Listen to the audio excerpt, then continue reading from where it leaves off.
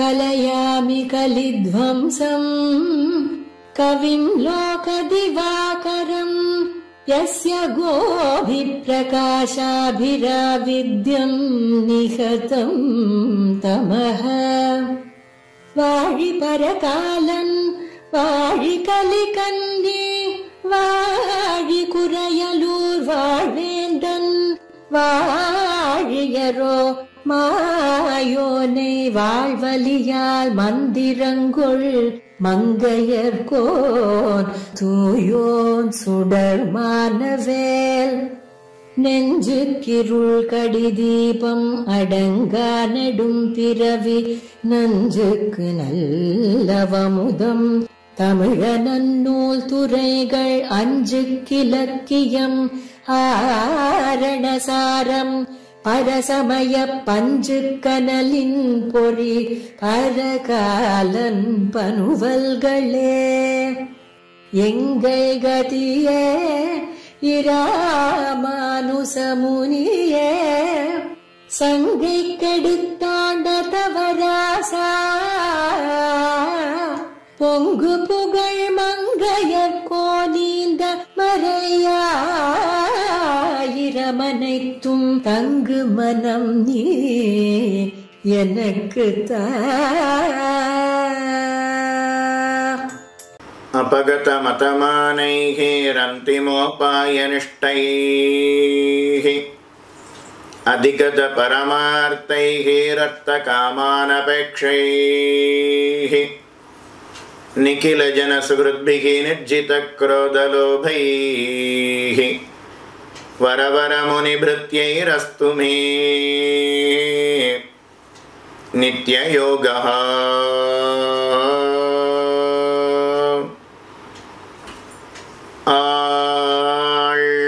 ஆழ்வார்கள் வாழி அருளிச் செயல் வாழி தாழ்வாதுமில் குறவர் தாம் வாழி ஏழ்பாருமைய அவர்கள் உரைத்தவைகள் தாம் வாழி செய்யமறை தன்னுடனே சேர்ந்து.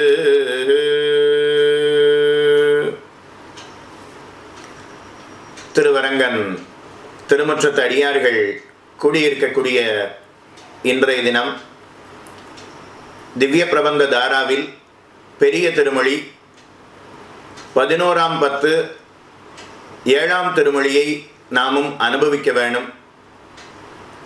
நீள்நாகம் சுற்றி என்று தொடங்கக்கூடிய அற்புதமான பதிகம். அதனை அவகாசத்துக்கு ஏற்றவாறு விண்ணப்பம் செய்கிறேன். அடியனை இப்பதிகத்தை சொல்ல வேணும் என்று நியமித்த ஜி.எஸ். சுவாமியினுடைய திருவடி தாமரைகளுக்கும் இதனுடைய அர்த்த விசேஷங்களை அடியனுக்கு எடுத்துரைத்த ஆச்சாரியர்களுடைய திருவடிகளுக்கும் பல்லாண்டு பாடிக்கொண்டு அவகாசத்துக்கு ஏற்றவாறு நாமும் அனுபவிப்போம். திருமங்கை ஆழ்வார் 6 திவ்ய பிரபந்தங்களை அருளி செய்தார். அதில் முதல் திவ்ய பிரபந்தம் பெரிய திருமொழி. அதனுடைய முதல் 10 இருந்து தொடங்கி 10ஆம் 10 வரை நீங்கள் அனுபவித்திருக்கிறீர்கள். கடைசியா இருக்கக்கூடிய பதிகம் அதன் நாளைய தினம் நீங்கள் அனுபவிக்க போகிறீர்கள். 11:7 நீள்நாகம் சுற்றி என்று தொடங்கக்கூடிய பதிகம். 11:6 முந்தின பதிகத்துல தேவதாந்தர சம்பந்தம் கூடாது என்று காட்டினார். இவ்வளவு தூரம் உபதேசம் செய்த பிற்பாடும் தேவதாந்திர சம்பந்தத்தோடு இருக்கிறார்களே என்ன அவர்களை வெறுத்து நிந்தித்து அருளி செய்தார். அது கீழே நீங்கள் பார்த்திருக்கிறீர்கள். அதுக்கு மேல இப்பதிகத்தினாலே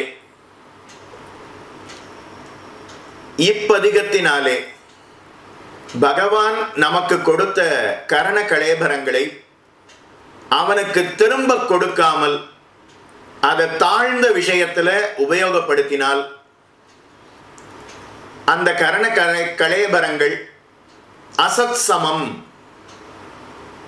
அந்த கரணங்களை உடையவர்களும் அசத்கல்பர்கள் என்று இப்பதிகத்தினாலே அருளுகிறார்.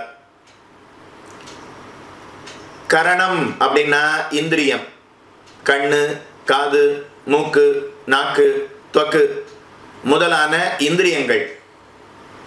கர்மேந்திரியங்கள் 5, ஞானேந்திரியங்கள் 6. 5 ஞானேந்திரியங்கள். மனசு அதுவும் ஒரு ஞானேந்திரியம். தன்னை தவிர்ந்த மற்ற ஞானேந்திரியங்களுக்கும் கர்மேந்திரியங்களுக்கும் தலைவராக இருப்பது மனசு. இந்த 11 இந்திரியங்கள் அது பகவத் விஷயத்துல ஈடுபட வேண்டும். அப்படி ஈடுபடாமல் போனால் அந்த இந்திரியங்கள் பிரயோஜனமற்றது. அந்த இந்திரியங்களை உடையவர்கள் இந்திரியங்களை கொண்டு பகவத் விஷயத்தை அனுபவிக்க வேண்டும். அப்படி இல்லாமல் போனால் அந்த இந்திரியங்களை உடையவர்களும் அசத்துக்கு சமம், இருந்தும் இல்லாதார் போன்றதற்கு சமம் என்று இந்த பதிகத்தினாலே அருளுகிறார். பாசுரத்தை விண்ணப்பம் செய்கிறேன். பெரிய திருமொழி 11ஆம் பத்து 7ஆம் திருமொழி.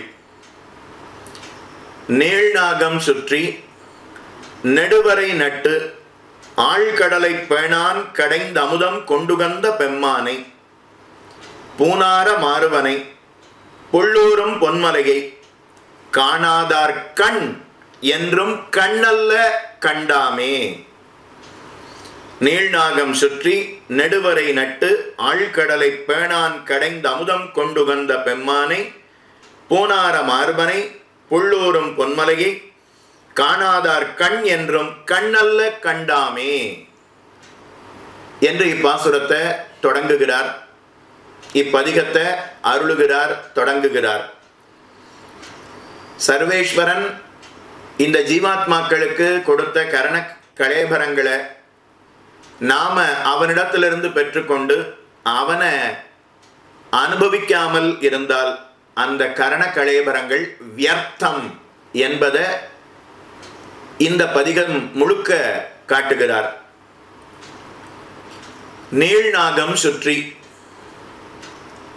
நாகம் வாசுகி, அந்த வாசுகி அப்படிங்கிற பாம்பை நீள்நாகம் சுற்றி, மேருமலை, மகாமேருன்னு பெயர், பெரிய மலை, அந்த மலை முழுக்க இந்த வாசுகியை சுற்றினாலாம். திருப்பார்கடலை கடையிறதுக்காக ஒரு பக்கம் தேவர்களும் ஒரு பக்கம் அசுரர்களும் திருப்பார்கடலை கடையிறா.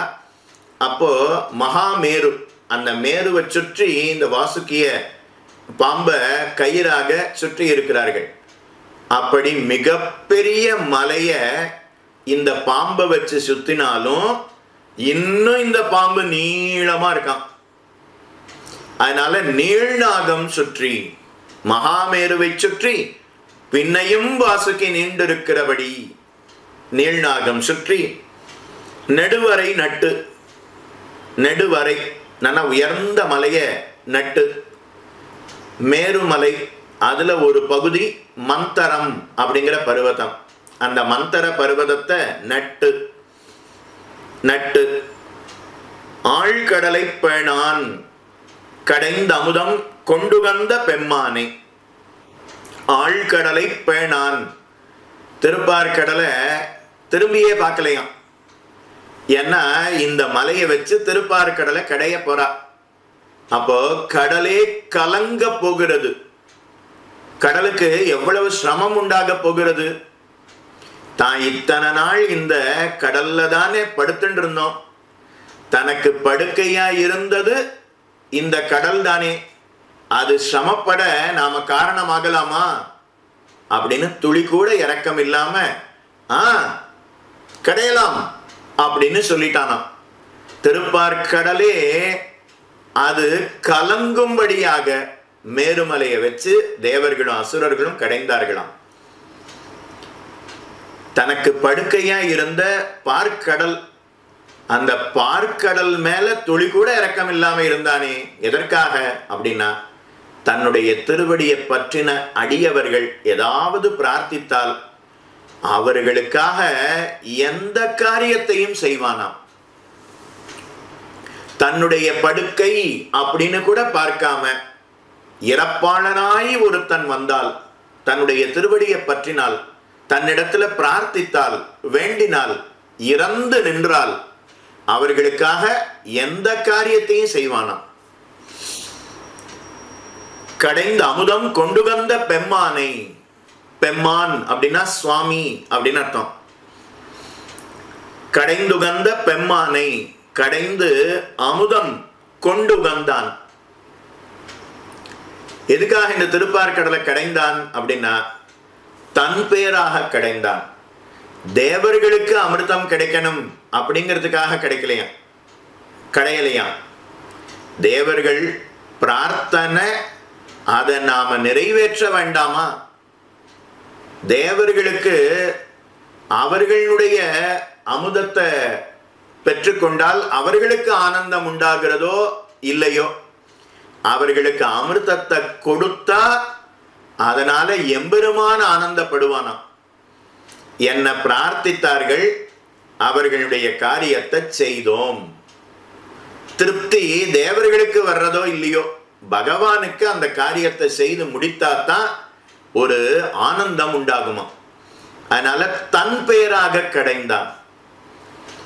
எதுக்காக தேவர்களுக்கு இதை கடைஞ்சு கொடுக்கணும்?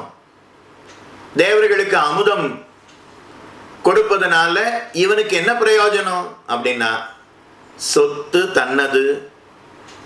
சொத்துக்கு ஏதாவது ஆபத்து வந்தா அந்த ஆபத்தை போக்குவது எஜமானனுடைய காரியம்தானே. அதனால சுவாமியாய் இருப்பவன் அமுதம் கொண்டுகந்த பெம்மானை, பூனார மார்பனை, பூனார மார்பனை நிறைய ஆபரணங்களை அணிந்து கொண்டு இருக்கிறானாம். கிரீட, மகுட, சூட்டாவதம்ச, கிரைவேயக, ஹார, மகரகுண்டல, கேயூர, முக்தாதாம, காஞ்சிகுண, நூபுராதி, அப்பரிமித திவ்யபூஷண அப்படின்னு பகவத் ராமானுஜர் கத்தியத்திரயத்துல காட்டினாரே, அந்த அத்தனை ஆபரணங்களோடும் காட்சி தரக்கூடியவனா பூனார மார்பனை. ஹார சோபிதன், தேவர்களுக்கு அமுதம் அப்படிங்கிறது திருப்பார்கடல்ல இருந்து உண்டானது. அது தேவர்களுக்கு அமிர்தம். ஆனா ஆழ்வாருக்கு அமிர்தம் எது அப்படின்னா, இத்தனை ஹாரங்களோட அழகோட எழுந்தருளி இருக்கக்கூடிய பகவானே அமிர்தமா. தேவர்களுக்கு அமிர்தம் திருப்பார்கடல்ல இருந்து வந்தது, ஒரு பாயசம் போல இருப்பது. ஆழ்வாருக்கு அமிர்தம் அந்த திருப்பார்கடலை கடைந்தவன் எம்பெருமான்.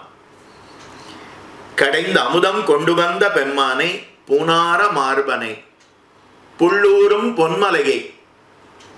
புல் அப்படின்னா கருடன், புள்ளூரும் பொன்மலையை.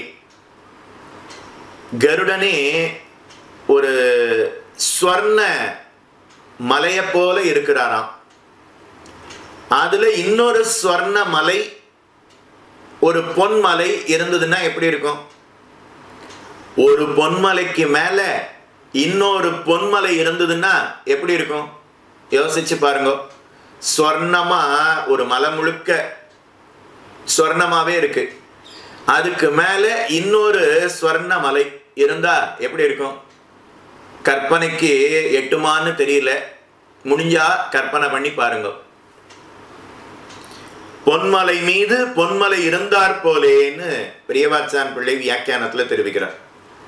பொன்மலை அப்படின்னா கருடனுக்கு ஒரு பெயர், பொன்மலை அப்படின்னா பகவானுக்கே பெயர். திருச்சிக்கு போனோம்னா பொன்மலை அப்படின்னு இருக்கு. பொன்மலை அப்படின்னா பகவான் எழுந்தருளி இருக்கக்கூடிய கருடன், இந்த கருட வாகனத்துக்கு பொன்மலை அப்படின்னு பெயர். பகவானுக்கே பொன்மலை அப்படின்னு பெயர். ஒரு பொன்மலை மேல இன்னொரு பொன்மலை இருக்கிறதா. புள்ளூரும் பொன்மலையை காணாதார் கண் என்றும் கண்ணல்ல கண்டாமே. இந்த பூணார மார்பனை, ஹாரசோபித்தனாக இருக்கக்கூடிய பகவானே, பொன்மலை மேல எழுந்தருளி இருக்கக்கூடிய பகவானே, கருடாரூடனாக எழுந்தருளி இருக்கக்கூடிய எம்பெருமானே, திருப்பார்கடல் கடைந்து தேவர்களுடைய துன்பத்தை போக்கினவனை யாரு தன்னுடைய கண்ணால காணவில்லையோ அவர்கள் கண்ணை நான் கண்ணாகவே மதிக்க மாட்டேன்னு தெரிவிக்கிறார். சரி சுவாமி, அத கண்ணு இல்லைன்னா அப்ப அவருடைய முகத்துல கன்னத்துக்கு மேல ஒரு கோலம், ரெண்டு பக்கமும் ஒரு கோலம் இருக்கே, அதுக்கு என்ன பெயர் வைக்கிறது அப்படின்னு கேட்க அதுக்கு அவர் தெரிவிக்கிறார், பீலிக்கண் அப்படின்னு சொல்றார். பீலிக்கண் அப்படின்னா மயில் பீலி, மயில் தோகை இருக்கு இல்லையா, அதுலயும் கண் இருக்கும். அது எங்கேயாவது பார்க்குமா? அது எங்கேயும் பார்க்காது. அத போல பகவானை காணாத கண் கண் அல்ல கண்டாமே தெரிவிக்கிறார். விசித்ரா தேக சம்பத்திஹி ஈஸ்வராய நிவேதித்தும் பூர்வமேவ கிருதா பிரம்மன்னு ஹஸ்த பாதாதி சம்யுகே. பகவான் நமக்கு கரண கலேபரங்களை கொடுக்கிறான். கரணம் அப்படின்னா இந்திரியம், கலேபரம் அப்படின்னா இந்த உடல் சரீரம். இதை நமக்கு கொடுக்கிறானே எதுக்காக அப்படின்னா திரும்ப அவனை நோக்கி அவனிடத்துல இந்த இந்திரியங்களை செலுத்துவதற்காக. கண்ணை எதுக்காக கொடுத்தான்னா பகவானுடைய அழக காண்பதற்காக. காதை எதுக்காக கொடுத்தான்னா அவனுடைய பெருமைகளை கேட்பதற்காக. வாயை எதற்காக படைத்தான்னா அவனை குறித்து பாடுவதற்காக, அவனுடைய பெருமையை பேசுவதற்காக. கையை எதுக்காக கொடுத்தான்னா அவனுடைய திருவடிகள்ல புஷ்பத்தை சமர்ப்பிப்பதற்காக. காலை எதற்காக கொடுத்தான்னா அவனுடைய திவிதேசத்தை நோக்கி நடப்பதற்காக. தலையை எதற்காக கொடுத்தான்னா அவனை வணங்குவதற்காக. அவனுடைய அடியவர்கள் நடந்த அந்த திருவடி துகள்கள் அதை எடுத்து நம்முடைய தலையில வைத்து பூசிக்கொள்ளணுமா, அதற்காகத்தான் தலையை கொடுத்தான்னு புராணங்கள் தெரிவிக்கின்றன. கர்ப்பத்துல இருக்கும்போது பகவான் நமக்கு கரண கலேபரங்களை கொடுக்கணும். நாம பிறந்து வளர்ந்ததுக்கு அப்புறம் 20 வயசுல அந்த கரண கலேபரங்களை திரும்ப அவனுக்கு செலுத்தணும் இல்லையா, அவனை பார்க்கணும், அவனுடைய பெருமையை கேட்கணுமே. பகவத்கீதை சொல்லிட்டு வர்றாருன்னா அதை கேட்கணும். திருவாய்மொழி திருமொழியினுடைய அர்த்தத்தை சொல்லுகிறார்னா அதை கேட்கணும். பகவானுக்கு கருட வாகனம், கருட சேவை நடைபெறுகிறதுன்னா சேவிக்கணும். ஆண்டாளுக்கு திருத்தேர் உற்சவம் நடைபெறுகிறதுன்னா அந்த திருத்தேரை சேவிக்கணும். அதுக்காகத்தான் கண்ணை கொடுத்தான். ஆனா நாம அதை பார்க்காம ஏதோ தாழ்ந்த விஷயங்களை பார்த்து கொண்டு கேட்டுக்கொண்டு இருக்கிறோம். பகவான் என்ன பண்ணணும்னா ஒரு அக்ரிமெண்ட் போட்டுறணும். கர்ப்பத்தில் இருக்கும் போதே உனக்கு கை தரேன், கால் தரேன், கண்ணு தரேன், காது தரேன். நீ வெளியில வந்ததுக்கு அப்புறம் கொஞ்சம் வளர்ந்த உடனே என்ன பார்க்கணும், இல்லைன்னா கண்ணை பிடுங்கிடுவேன். என்னுடைய பெருமையை கேட்கணும், இல்லைன்னா காது காது, தெலுங்குல காது காது, காதை நான் எடுத்துடுவேன். அலுவலகத்தில் எங்கேயாவது நாம வேலைக்கு போறோம்னா முதல் நாள் அவ ஒரு அக்ரிமெண்ட் போட்டு கொடுப்பா. நீ எனக்கு என்னென்ன வேலையெல்லாம் செய்யணும், செஞ்சா நான் உனக்கு 1ஆம் தேதி இவ்வளவு பணம் தருவேன். 2 பேரும் கையெழுத்து போட்டு கொடுத்துடணும். இதே போல பகவானும் என்ன பண்ணணும்னா கர்ப்பத்தில் இருக்கும்போது கண்ணு, காது, மூக்கு, நாக்கு, தொக்கு, மனசு, வாயு எல்லாத்தையும் தரேன், திரும்ப எனக்கு செலுத்தணும், இல்லைன்னா பிடுங்கிடுவேன் அப்படின்னு சொல்லணும். ஆனா பகவான் அதை செய்வதே கிடையாது. ஸ்ரீமத் பாகவதத்துல சுகாச்சாரியர் தெரிவிக்கிறார், பகவானை காணாத கண் அதை எப்படி சொல்லணும் அப்படின்னா பர்காயிதே தே நயனே நராணாம் லிங்காணி விஷ்ணோர் ந நிரீக்ஷதே ஏ யத் கிருஹ்யமானைஹி ஹரிநாம தேயைஹி நேத்ர ஜலம் ந விக்ரியேத பகவானுடைய பெருமைகளை கேட்கும்போது கண்ணுல இருந்து ஒரு துளி ஜலம் வரணும். ஜலம் வரலைன்னாலும் பரவாயில்ல, பகவானுடைய தரிசனம், அர்ச்சாவதார பெருமாள் காட்சி தருகிறார். அவரை காண்பதற்காகத்தான் பகவான் நமக்கு கண் கொடுத்திருக்கிறான். அந்த கண்ணால அவனை காண வேணும். யார் ஒருத்தர் கண்ணால அவனை காணவில்லையோ அந்த கண்ணை எப்படி தெரிவிக்கணும் அப்படின்னா, பருகாயிதே நயனே, அத பீலிக்கண் அப்படின்னு சொல்லணுமா. மயில் பீலி, மயில் தோகைன்னு சொல்றமே, அதுல கண்ணு கண்ணா இருக்கும். அந்த கண்ணு எங்கேயாவது பார்க்குமா? அதே போலத்தான் பகவானை காணாத கண் அப்படின்னு தெரிவிக்கிறார். நம் கண்ணன் கண் அல்லதில்லையோர் கண்ணே, அவனே நமக்கு ரட்சகன். ஆழ்வார் தானும் அருளி செய்கிறார். உலகில் தோற்றமாய் நின்ன சுடரே, ஆண்டாள் நாச்சியார் அருளுகிறாள்.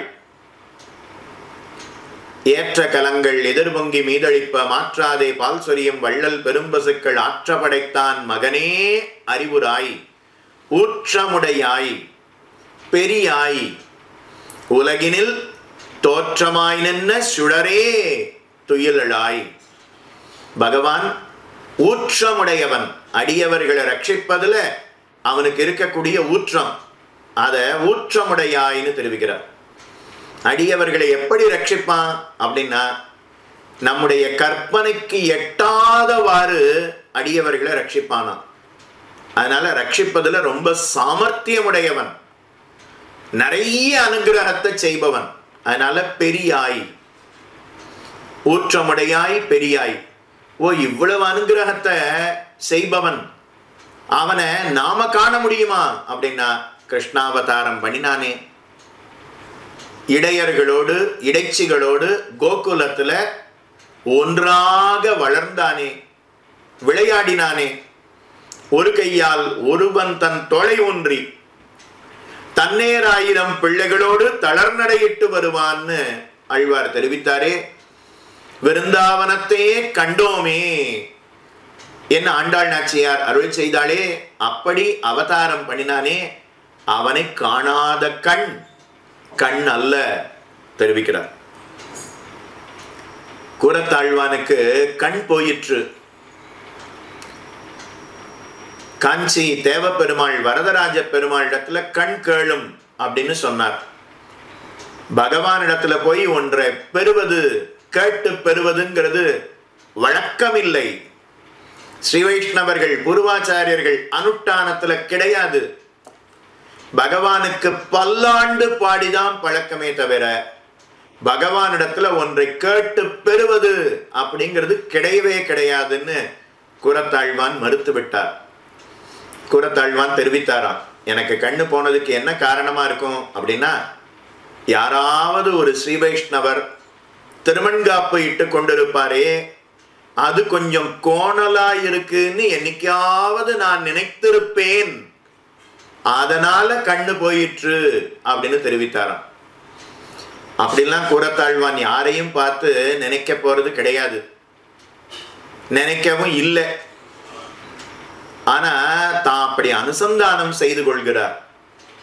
கண் இல்லாம ரங்கநாதனை சேவிக்க முடியாம தன்னுடைய ஆச்சாரியனான பகவத் ராமானுஜனையும் சேவிக்க முடியாம எவ்வளவு துன்பப்பட்டார். கடைசியில வரதராஜ பெருமாள் அவர் பார்த்து ராமானுஜருக்காக கூரத்தாழ்வானுக்கு கண் கொடுத்தார்.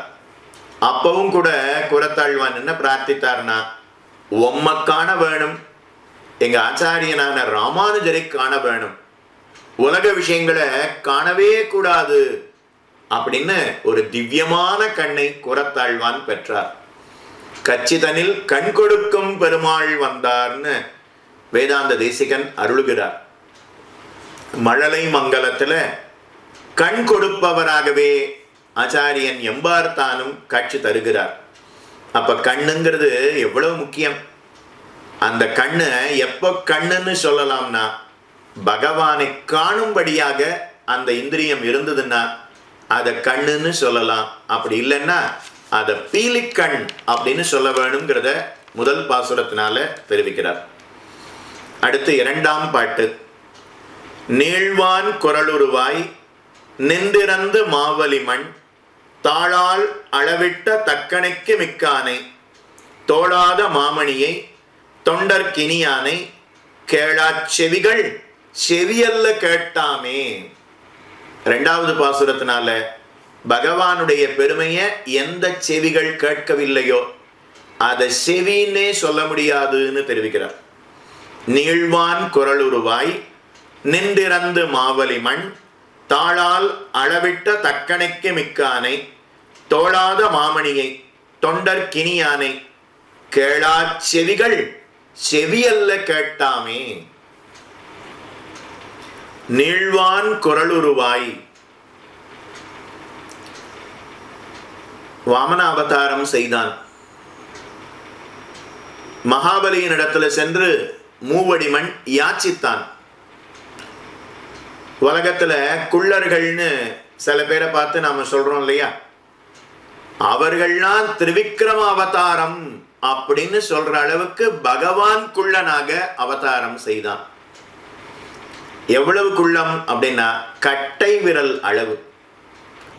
கட்ட விரல் அளவுக்கு பகவான் பூர்வசிக்க பிராமண குலத்திலே திருவவதாரம் செய்தான்.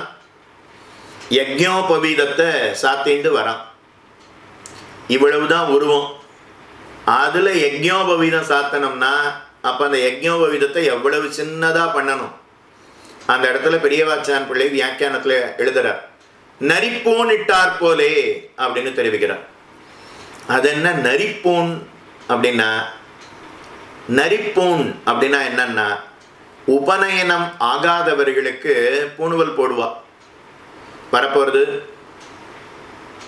ரிக் உபாகர்மா, எஜுர் உபாகர்மா, சாம உபாகர்மா, ஆவணியை விட்டா வரப்போறது. அன்னைக்கு பூணுவல் போடுவா. உபநயனம் ஆயிடுத்துன்னா அந்த பூணுவல் கொஞ்சம் பெருசா இருக்கும். உபநயனம் ஆகலைன்னா குட்டையா ஒரு பூணுவலை அப்படியே பேருக்கு கழுத்துல தோல்ல சாத்தி விட்டுடுவா. அதுக்கு நரிப்பூன் இடுதல் அப்படின்னு பேர். வாமனமூர்த்திக்கும் அவ்வளவு குட்டையா குள்ளமா சின்னதா பூணுவல் சாத்தினாலாம். அதனால நீழ்வான் குரலுருவாய் நின்றிறந்து மாவலிமண் தாளால் அளவிட்ட தக்கணைக்கு மிக்கானை. தாளால் அளவிட்ட அவனை தன்னுடைய திருவடிக்கு கீழே வச்சு அளந்தானாம். தாளால் அளவிட்ட தக்கணைக்கு மிக்கானை, தட்சிணை கொடுப்பதற்கு தகுதியானவனை, பூஜ்ய தமனாக இருப்பவனை. வாயில வேதத்தை சொல்லி கொண்டு வந்தாரே, வேதம் அறிந்தவர் அப்படின்னா வணங்கத்தக்கவராயிற்றே. அவர் என்ன சொன்னாலும் நாம செய்து விட வேண்டுமே. நீழ்வான் குரலுருவாய் நின்றிறந்து மாவலிமண் தாளால் அளவிட்ட தக்கணைக்கு மிக்கானை தோளாத மாமணியை. தோளாத மாமணியை ரத்தனம் வச்சிருந்தோம்னா ரொம்ப நாள் ஆயிடுச்சுன்னா அதுல தொலை விழுந்துடும். தொலை விழுந்துடுச்சுன்னா அப்போ அந்த ரத்தனத்தை அதை நாம உபயோகப்படுத்த முடியாம போயிடும். பகவான் அப்படி தொலை விழுந்த ரத்தனமா இருப்பானான்னா கிடையாது. தோளாத மாமணியை தொண்டர்கினியானை. தொண்டர்கினியானை அவனுடைய பெருமைகளை கேட்க கேட்க கேட்க கேட்க ஆனந்தமா இருக்கும். விபீஷணனை ரட்சித்தான் அப்படின்னா ஓ எவ்வளவு ஆனந்தம். பகவத்கீதையை எடுத்துரைத்தான் அப்படின்னா அதை கேட்க கேட்க அவ்வளவு ஆனந்தம். மகாபாரத யுத்தத்தை நடத்தினான்னு கேட்டோம்னா அவ்வளவு ஆனந்தம். ஆழ்வார்களோடு தான் திருவிளையாடலை செய்தான். பகவத் ராமானுஜருக்கு அடியவனாக ஆனான். இந்த சரித்திரங்கள்லாம் கேட்டோம்னா அவ்வளவு ஆச்சரியமா இருக்கும். தொண்டர்கினியானை அப்படிப்பட்ட எம்பெருமானுடைய பெருமைய கேளா செவிகள், எந்த செவி அவனுடைய பெருமையை கேட்கவில்லையோ அத செவியல்ல கேட்டாமே. அதை செவின்னே சொல்ல முடியாது, காதுன்னே சொல்ல முடியாது. காது காது. அப்போ காது இருக்கே, அதை எப்படி சொல்லுவது அப்படின்னு கேட்க அதை தெரிவிக்கிறார். நயத் கர்ணபதோ பேதோ ஜாத்து நாம கதாக்ரஜா. எவனொருத்தன் பகவானுடைய பெருமையை கேட்கவில்லையோ, காது படைத்த பிரயோஜனமே அவனுடைய பெருமையை கேட்டுண்டே இருக்கணும்.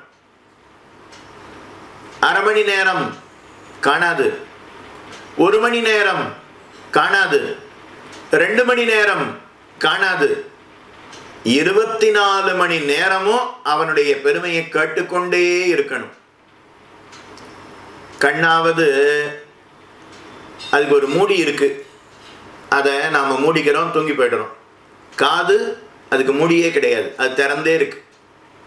எதுக்காகன்னா கண்ணாவது ஒரு 6 மணி நேரம் 8 மணி நேரம் கண்ணை மூடி தூங்கி போயிடுவோம். காதுக்கு அந்த குறையும் கிடையாது, எப்போதும் கேட்டுட்டே இருக்கலாம். நாம தூங்கினா கூட பகவத் வைபவம் எங்கேயாவது கேட்டு இருந்ததுன்னா, காதுல விழுந்துட்டு இருந்ததுன்னா அதுவே நமக்கு நன்மையை செய்யும். காதுல எதுக்காக தோடு போடுறா தெரியுமா? பகவத் விஷயம் இந்த காது வழியாத்தான் நமக்குள்ள வருகிறது. அதனால அந்த வரக்கூடிய வழிய அலங்காரம் பண்ணணும் அப்படிங்கிறதுக்காகத்தான் தோடு போடுறோம் காதுல. நீங்களும் போட்டிருக்கீள், அடியேனும் போட்டுருக்கு. காலையில எழுந்த உடனே வீட்டு வாசல்ல பெருக்கி மெழுகி கோலம் போட்டு சாயங்காலமும் அதே போல செய்கிறோமே. எதுக்காகன்னா அப்பத்தான் மகாலட்சுமி வருவா. வரக்கூடிய வழி அழகா இருக்க வேண்டாமா, சுத்தமா இருக்க வேண்டாமா? அதுக்காகத்தான் பெருக்கி மெழுகி அலங்காரம் பண்ணி வைக்கிறோம். அதே போல பகவத் விஷயம் நமக்குள்ள வருகிறதுன்னா முதல்ல கண்ணு வழியா வராது, காது வழியாத்தான் வருமா. நீ என் செவியின் வழி புகுந்து என்னுள்ளாய் என ஆழ்வார் அருளி செய்கிறார். அவிவின்னி யான் பெரியன் நீ பெரிய என்பதனை யார் அறிவார், ஊன் பருக நெமியாய் உள்ளுன்னு ஆழ்வார் அருளி செய்கிறார். யோம் தப் பிரவிஷ்ய மமவாச்சம் இமம் பிரசுப்தாம் சஞ்சீவயத் அகில சக்தி தரஸ்வதாம்னா. துருவன் ஸ்தோத்திரம் பண்றான், என்னுடைய காது வழியா என் மனசுக்குள்ள பகவான் வந்து விட்டான்னு தெரிவிக்கிறார். அதே போல நம்மாழ்வாரும் பகவான் என்னுடைய மனசுக்குள்ள எப்படி வந்தான்னா, நீ என் செவியின் வழி புகுந்து என்னுள்ளாய் என்ன அருளி செய்கிறார். அதனால காது வழியாத்தான் பகவத் விஷயம் நமக்குள்ள வரும். அந்த காது பகவானுடைய பெருமையை கேட்க வேண்டாமா? அப்படி இல்லைன்னா அத காதுன்னே சொல்ல முடியாதான். அப்ப எப்படி சொல்லணும் அப்படின்னா, பிலே பதோரு பதோ பிலே பதோரு கிரம விக்ரமான் ஏ சுண்வதः கர்ணபுட்டே நரஸ்ய. பிலே அத காதுன்னு சொல்லக்கூடாதான். அப்ப என்ன சொல்லணும் அப்படின்னா, பாம்பு நுழையும் புற்று அப்படின்னு சொல்லணுமா. அந்த புற்றுலையும் துவாரம் இருக்கும், இவன் காதுலையும் துவாரம் இருக்கு. ரெண்டுத்துக்கும் என்ன வேறுபாடு? அது எங்கேயாவது பகவத் விஷயத்தை கேட்குமா? அத போலத்தானே இவனும் இவனுடைய காதும் இருக்கிறது. அதனால பாம்பு நுழையும் புற்று அப்படின்னு தெரிவிக்கிறார். எலி வசிக்கும் வலை அப்படின்னு தெரிவிக்கிறார். எலிங்கிறது சின்னதா இருக்கக்கூடிய ஒரு துவாரம், அதுக்குள்ள போய் இருந்துக்கும். அத போல எலி வசிக்கக்கூடிய வலைன்னு பாகவதத்துல சுகாச்சாரியர் தெரிவிக்கிறார். ந யத் கர்ணபதோ பேதோ ஜாத்து நாம கதாக்ரஜா. கதையை ஏந்தி இருப்பவனான விஷ்ணு பகவானுடைய பெருமையை எவனொருத்தன் கேட்கவில்லையோ, எப்போதும் கேட்டுண்டே இருக்கணும். ஆனா எவனொருத்தன் அந்த பகவானுடைய பெருமையை ஒரு க்ஷண நேரம் கூட கேட்கவில்லையோ, அவன் யாரு அப்படின்னு சொல்லணும். என்ன சொல்றதுன்னு தெரியல. புருஷ பசு, மனிதர்களுக்குள்ள அவன் விலங்காகவே கருதப்படுகிறான். என்ன விலங்கு சுவாமி? சுகாச்சாரியர் இடத்துல போய் கேட்கிறான் பரீட்சித்து. விலங்குன்னு சொல்லிட்டீர், என்ன விலங்கு? அவர்களை நினைச்ச உடனே கோபம் வந்துடுது. எனக்கெல்லாம் யாரு மேலேயாவது கோபம் வந்ததுன்னா நான் எப்படி வைவேன் தெரியுமா? பன்னி, நாய், கழுத அப்படின்னு வைவேன். அதே போல சுகாச்சாரியர் ஸ்வவிட்டு, ஸ்வவிட்டு அப்படின்னா நாயின்னு அர்த்தம், வராஹா பன்றின்னு அர்த்தம், ஓஷ்ட்ரகரைகி கழுத அப்படின்னு தெரிவிக்கிறார். எவனொருத்தன் தன்னுடைய செவியால பகவத் வைபவத்தை கேட்கவில்லையோ அவன் மனிதர்களுக்குள்ள விலங்காகவே கருதப்படுகிறான். என்ன விலங்கு அப்படின்னா நாய், பன்றி, கழுதைன்னு சொல்லணுமா. அவனுடைய காதுன்னே சொல்லக்கூடாதான், பாம்பு நுழையும் புற்று அப்படின்னு சொல்லணுமா, எலி வசிக்கக்கூடிய வளை அப்படின்னு சொல்லணுமா. அப்ப பகவத் விஷயத்தை நாம கேட்க வேணும். அப்பதான் நாம இத காதுன்னு சொல்லிக்கலாம். மூன்றாவது பாசுரம். முதல் 2 பாசுரத்தினால கண்ணையும் காதையும் சொன்னார். அடுத்து 3வது பாசுரம், 4வது பாசுரம், 5வது பாசுரம். இந்த 3 பாசுரத்தினால கர்மேந்திரியங்கள் பகவத் விஷயத்துல ஈடுபடலைன்னா அது அப்பிரயோஜனங்கள், அது வியர்த்தம் அப்படிங்கிறத அடுத்த 3 பாசுரத்தினால காட்டுகிறார். 3வது பாசுரம். தூயானை, தூய மறையானை, தென் ஆலி மேயானை, மேவாள் உயிருண்டு அமுதுண்ட வாயானை, மாலை வணங்கி அவன் பெருமை பேசாதார், பேச்சென்றும் பேச்சல்ல கேட்டாமே. தூயானை, தூய மறையானை, தென் ஆலி மேயானை, மேவாள் உயிருண்டு அமுதுண்ட வாயானை, மாலை வணங்கி அவன் பெருமை பேசாதார், பேச்சென்றும் பேச்சல்ல கேட்டாமே. தூயானை. நாமளும் தூய்மையாக இருந்தோம்னா தூயவன் அப்படின்னு சொல்லிக்கலாம். ஆனா மற்றவர்களுக்கு தூய்மையை நம்மால கொடுக்க முடியுமா? மற்றவர்களுடைய அசுத்தியை போக்க முடியுமான்னா அது நம்மால முடியாது. ஆனா பகவான் அப்படி அன்று. தானும் தூய்மையா இருப்பவன், தன்னை அண்டினவர்கள் அனைவருக்கும் தூய்மையை கொடுப்பவன். அதனால பகவான தூயவன் அப்படின்னு சொல்லுகிறோம்.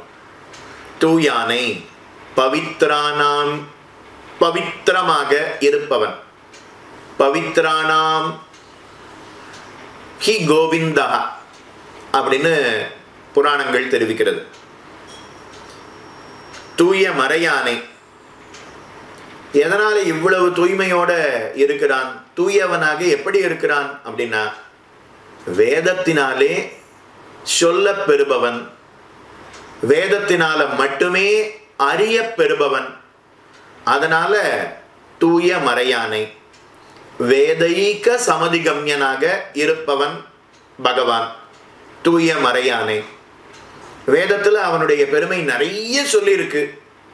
அந்த பெருமைகள் எல்லாவற்றையும் 10 வருஷம் கேட்டோம். அப்படியே கேட்டுண்டே இருக்க வேண்டியதானா? நேர்ல என்னைக்காவது பார்க்க முடியுமா? வேதத்துல பகவான் ரொம்ப அழகானவன்னு சொல்லியிருக்கு. அதை எடுத்துப்போம். பகவானுடைய அழக சொல்லியிருக்கு. அடியவர்களுக்கு வாரி வாரி வழங்குபவன் அப்படின்னு சொல்லியிருக்கு. அத நேர்ல நாம அனுபவிக்க முடியுமா அப்படின்னா தென் ஆலி மேயானை. திருவாலி திருநகரியில வந்தா அந்த எம்பெருமான சேவிச்சோம்னா அவனுடைய அழக நாமும் காணலாம். அடியவர்கள் கேட்டவர்களுக்கு வேண்டியதை அப்படியே கொடுப்பானே. அப்போ வேதத்துல சொன்னது எல்லாம் இங்கே பலிக்கிறதே அப்படின்னு நாம தெரிஞ்சுக்கலாம். பிரமாணத்தில் கேட்டு போகாதபடி கண்ணாலே கண்டு அனுபவிக்கலாம்படி சுலபனானவனை தென்னாலி மேயானை, மேவாள் உயிருண்டு அமுதுண்ட வாயானை. பூந்தனையினுடைய உயிரை உண்டான். அவ மார்புல விஷத்தை தடவிண்டு கண்ணனை கொல்லணும் அப்படிங்கிற எண்ணத்தோட வந்தா. பாலை கொடுத்தா, விஷப்பாலை கொடுத்தாள். அந்த பாலை உறிஞ்சிற வேகத்துல அவளுடைய உயிரையும் சேர்த்து உறிஞ்சி விட்டான். மேவாள் உயிருண்டவனை. மேவாள் அப்படின்னா பூத்தனை, மேவாள் அப்படின்னா பொருந்தாதவளை. கண்ணன் உயிரோடு இருப்பத அவளால பொறுத்துக்க முடியல. நான் பாலை கொடுக்க போறேன், அவன் பார்த்து ஐயோ ஐயோ அப்படின்னு அலறி பிராணனை விடுவான் அப்படின்னு நினைச்சுட்டு வந்தா. ஆனா அவன் விஷப்பாலை உறிஞ்சும் போது என்னாச்சுன்னா, அந்த பிள்ளை ஐயோ அப்பான்னு அலறல, இவ ஐயோ ஆ அப்படின்னு இவ அலறி துடித்து கொண்டு பிராணனை விட்டாள். மேவாள் உயிருண்டு அமுதுண்ட வாயானை. விஷப்பாலை சாப்பிட்டாச்சு, அந்த விஷத்துக்கு முறிவு வேணுமே, அதனால யசோதையினுடைய பாலை பருகினானாம். யசோதையினுடைய பால் அமிர்தமா, அதனால விஷத்தை சாப்பிட்டா அதுக்கு மருந்தா அமிர்தத்தை சாப்பிடணுமே, அதனால யசோதையினுடைய பாலை பருகினானாம். அமுதுண்ட வாயானை. மாலை வணங்கி, அப்படிப்பட்ட கண்ணனை திருமாலை வணங்கி அவன் பெருமை பேசாதார். கண்ணன் பூத்தனைய வதம் செய்தான், சகடாசுரனை முடித்தான், நவநீத சௌரியம் செய்தான், கம்சன வதம் பண்ணினான், காளிய நர்தனம் செய்தான், கோவர்தனோத்தரணம் செய்தான், ராசக்கிரீடைய செய்தான். இப்படி அவனுடைய பெருமைகளை யார் ஒருத்தர் பேசவில்லையோ, பேசாதார் பேச்சென்றும் பேச்சல்ல கேட்டாமே. அத பேச்சுன்னே சொல்ல முடியாது, அத வார்த்தைன்னே சொல்ல முடியாது. அவனுடைய பெருமையை சொன்னாதான் அத பேச்சுன்னு சொல்ல முடியும். அவனுடைய பெருமை இருந்தாதான் அத கவிதைன்னு சொல்ல முடியும். கண்ணனுடைய பெருமைய சொன்னால், ராமனுடைய பெருமைய, திருமாலுடைய பெருமையை சொன்னாதான் அத ஸ்லோகம்னே சொல்ல முடியும். இல்லைன்னா அத பேச்சுன்னே சொல்ல முடியாது. பேச்சல்ல கேட்டாமே என்று தெரிவிக்கிறார். அத பேச்சு அப்படின்னு சொல்லலைன்னா அப்ப அதை எப்படி சொல்லுவது அப்படின்னு கேட்க, அதுக்கு பாகவதத்துல காட்டுறார். ஜிக்வா சதி தாத்துரி கேவ சூத நச்சோப காயதி உருகாய காதாக. பகவானை பற்றி நாம பேசாம இதர விஷயங்களை பேசிக்கொண்டு இருந்தால் அந்த பேச்சு பயனற்றது. நாவாலே பகவானுடைய பெருமையை பேச வேணும். அப்படி இல்லைன்னா அந்த நாக்கு பயனற்றது. அது எப்படி அப்படின்னா, தவளையினுடைய நாக்கு போல் பயனற்றது அப்படின்னு தெரிவிக்கிறேன். தவளை அப்படிங்க, அதனால ஏதாவது பிரயோஜனம் உண்டா அப்படின்னா கிடையாது. ஒரு அனர்த்தமும் வந்து சேரும். என்னன்னா, பாம்பு அந்த தவளையினுடைய ஓசையை கேட்டு அது எங்க இருக்கோ சரியா வந்து அந்த தவளையை விழுங்கிவிடும்.